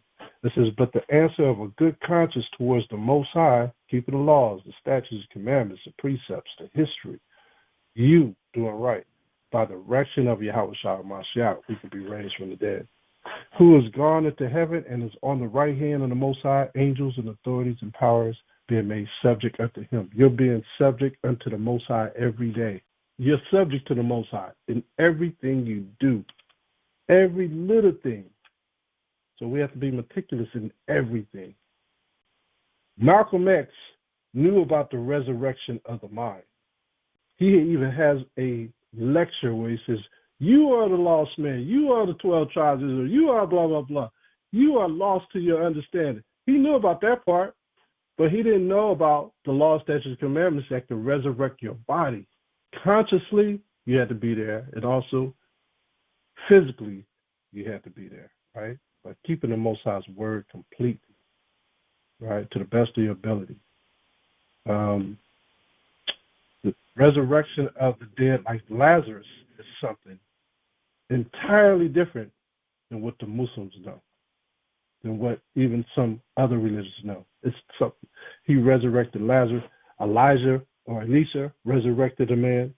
This is something that's supernatural that most people can't understand, right? Look at Romans 6 and 5. Romans 6 and 5. And they say we don't be in the New Testament. They're crazy. Romans 6 and 5. Look at this. For if we have been planted together in the likeness of his death, in other words, be just like HAMASHAYACH when we die or when we sleep and go into our graveyard or whatever, our separate. If we go like he went, thinking like him, doing like him, we have opportunity of resurrection. We shall be also in the likeness of his resurrection. See that? I'll read that whole thing again. You should highlight that. For if we have been planted together in the likeness of his death, we shall be also in the likeness of his resurrection. Knowing this, that our old man is crucified with him. We changed our ways. That the body of sin, although it's going to be destroyed, because it is going to be destroyed, that henceforth we should not serve sin. See that? We know we're at the end because he shortened our lives to 70. and by the way of strength, 100. Imagine if we were still living to 1,000 years old. Do you know how long it would take for him to return? We would have to go through cycles of generations just to get to the end for the prophecy to be fulfilled. So he had to shorten our lives. That's why he says that the prophets, the days will be shortened. Our days have been shortened to 70 by the way of strength, sometimes 100, because the prophecy's got to come to pass. Yahawashi got to come back. So the generations got to move out the way. They got to get on down the line to that stopping point. You know? It's amazing, man. You think about how on point he is. Let's go to 1 Corinthians chapter 13. 1 Corinthians chapter 15. Now this is Lazarus, and this is how we're going to be, right? This is the resurrection of the whole entire body and the mind. Resurrection. Let's start in 1 Corinthians chapter 15, verse 13. Let's hit that verse first. It says, but if there be no resurrection of the dead, these are those who don't believe, then is Hamashiach not risen? Those that don't believe in Hamashiach don't believe in the resurrection. The Muslims don't believe in the resurrection. They think that you just live this life and you die. That's it. That's it. But to us that believe in the Hamashiach, we're going to rise again. We believe in him. They don't. They think he was just a good man that walked the earth. Let's go down to verse 21. 21, same chapter. It says, for since by man came death, Adam started this death chain because he sinned in the garden, him and Eve. By man came also the resurrection of the dead. By Hamashiach, now we're going to be able to resurrect if we lay down like he laid down. Let's jump down to verse 41. 1 Corinthians 15 and 41. There is one glory of the sun and another glory of the moon. Remember, the Most High controls the sun. He controls the moon. Like I was telling the brother this week, the Most High could tweak that sun and all our enemies could die. All they got to do is tweak it just a little bit. I mean, he tweaked our age. We was able to live 1,000 years. He tweaked it down to 7. He could just tweak the sun and the moon just a little bit. It's like COVID came in. We was all coughing and a lot of us died. He could tweak the moon and the sun and a lot of people could die based on what they have in their spirit and in their skin. There is one glory of the sun and another glory of the moon and another glory of the stars. For one star differeth from another star in glory. All right? Remember, he said that men are going to run to the cave saying, please, we can't see the Christ sitting on the throne. And they're going to be bubbling with boils. It talks about that in Amos, and it talks about that in Revelation. They're going to have boils on their skin, running from the Son of the Most High coming back, hiding in caves and under the water and under the oceans. 1 Corinthians 15 and 42. So also is the resurrection of the dead. It is sown in corruption. These bodies, they break down. That's a form of corruption. It is raised in incorruption. I'm going to be raised strong. Our bodies are not going to break down anymore. Right? So that's the new resurrection. One is sown in dishonor. Another is raised in glory. It is sown in weakness. Another is raised in power. See that? It is so. I mean, you got people who are handicapped in wheelchairs that going to believe in this truth, and it's going to be raised to a full, whole body. Blind, crippled, and dumb are going to be raised to a whole, full. That's why you cannot underestimate anyone when it comes to this truth. If you tell them to believe and they believe, man, the rest is on them. 1 Corinthians 15 and 44. It is sown in a natural body. Remember what Willie Lynch said? If you find that natural man, you got to corrupt them. It is raised a spiritual body. There is a natural body, and there is a spiritual body. And so it is written, the first man, Adam, was made a living soul. The last Adam was made a quickening spirit. All right? So I can end here, but I want to read John chapter 11, from 11 to 45, and we'll end it there because it talks about Lazarus, right? And I think it's just a good way to end this class on resurrection. Although there are other verses that I could touch on, how when Yahawashi was on the cross and was crucified, that many people came out of their graves and went to see their relatives and knocked on their doors that had resurrected. But let me touch on this one. This is the Gospel of John, chapter 11, verse 11. There's comedy in this chapter because you see the dunceness of the disciples not being that intelligent. And you can see the patience that Yahawashi shows dealing with them, right? It says, and you can see the spiritual aspect too. Gospel of John, chapter 11, verse 11. These things said he, and after that he saith unto them, our friend Lazarus sleepeth, but I go that I may awake him out of sleep. Then said his disciples, HAMASHAYACH, if he sleep, he shall do well. He's snoring. They didn't understand what he was saying. Lazarus had died. So the disciples are thinking that he's awake, that he's just snoring. Verse 13. Howbeit, Yahawashi spoke of his death, but they thought that he had spoke of taking of rest in sleep. Then said Yahawashi unto them plainly, Lazarus is dead, knuckleheads. Verse 15. And I am glad for your sakes that I was not there, to the intent ye may believe. Nevertheless, let us go unto him. He's saying, I'm glad I'm not there when he died because people believe on me. My sisters, my cousins, they know that I can heal. So he says, I'm glad I wasn't there when he died. Why? To bring the glory of the Most High to a fullness by giving his name essence of grace.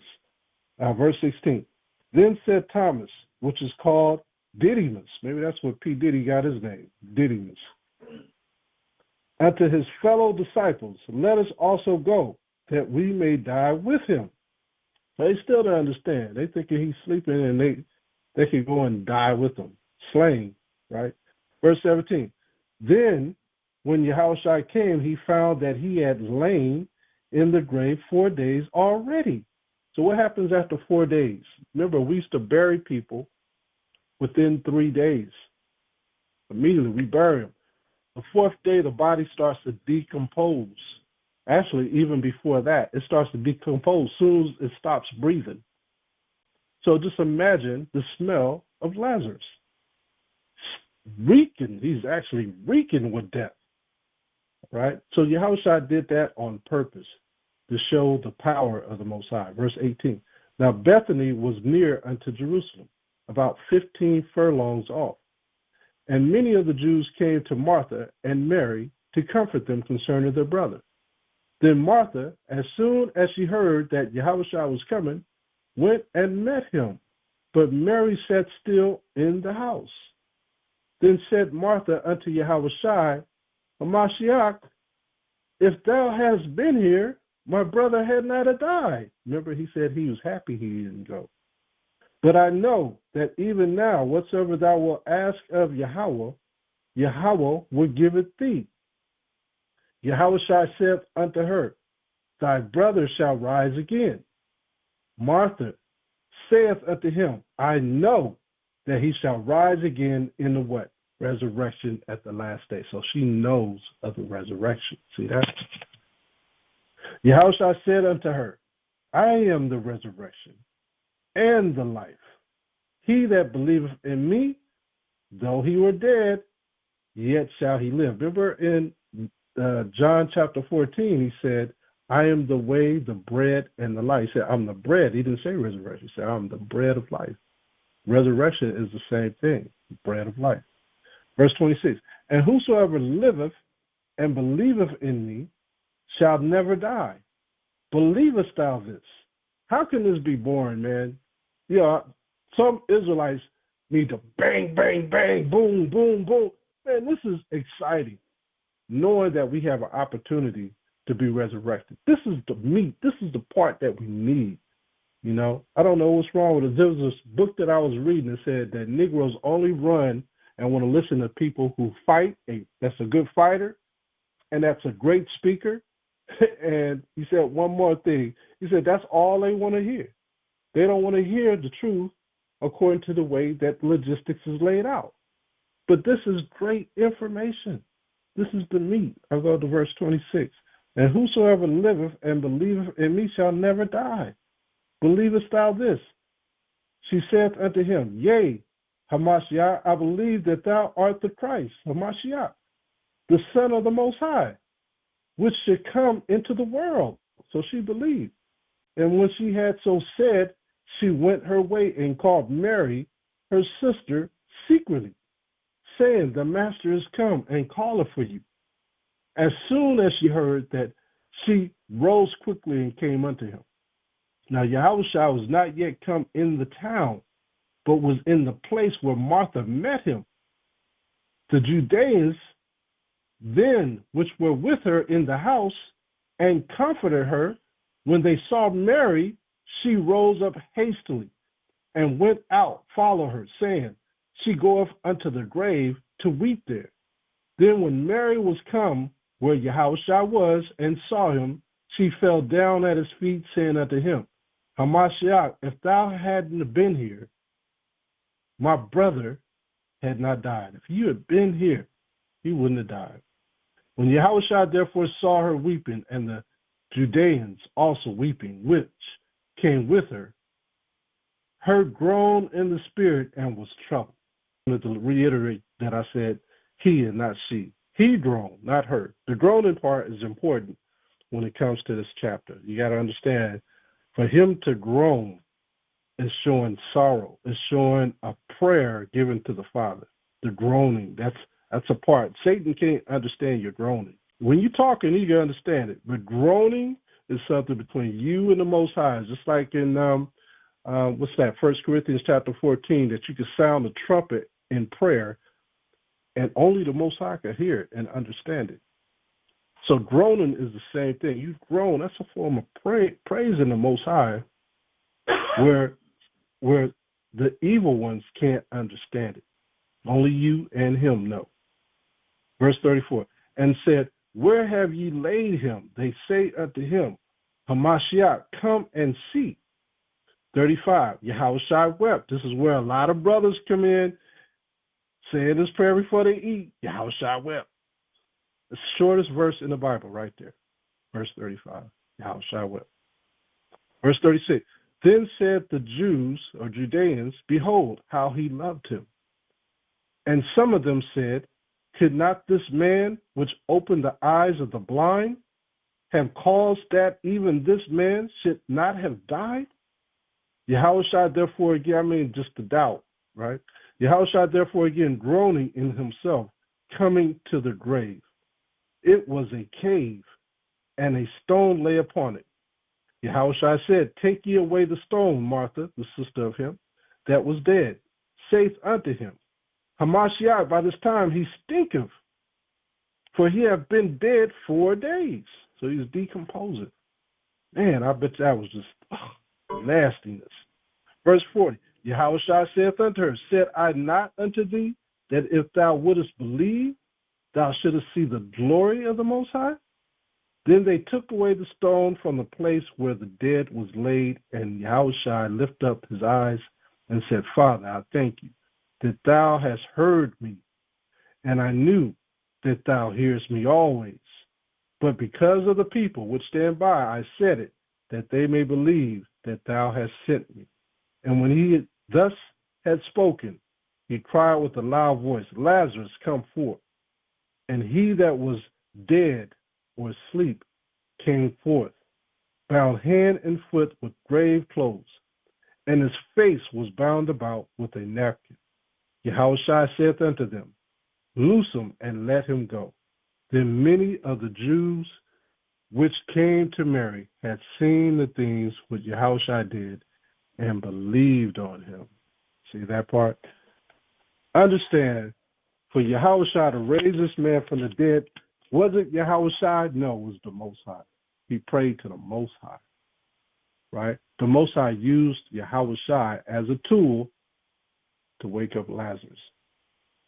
Can we do this today? I believe so. I believe we could do this. I'm just amazed at how quickly Lazarus was healed and walked out. And so I have questions of how quickly did he heal? I mean, I understand that he woke up, but did the wounds inside of his body that was decaying, did they just automatically just heal, just like boom? You know what I'm saying? Like boom, his organs healed that was decomposing, just reappeared. And that's what I was talking about. Your body can heal itself to certain degrees. I was speaking about this in the beginning. Never estimate. The liver can replenish itself, right? Lungs can reheal themselves. Everything can repair itself. But the Most High can repair everything fast through the quickening of an eye. And imagine that smell just vanished. He was smelling like death. Boom, it's gone. No more decaying smell. No more decomposing. Right? And then he's walking around. He got his full memory. Right? Full memory. Limbs are work. He don't need no physical therapist.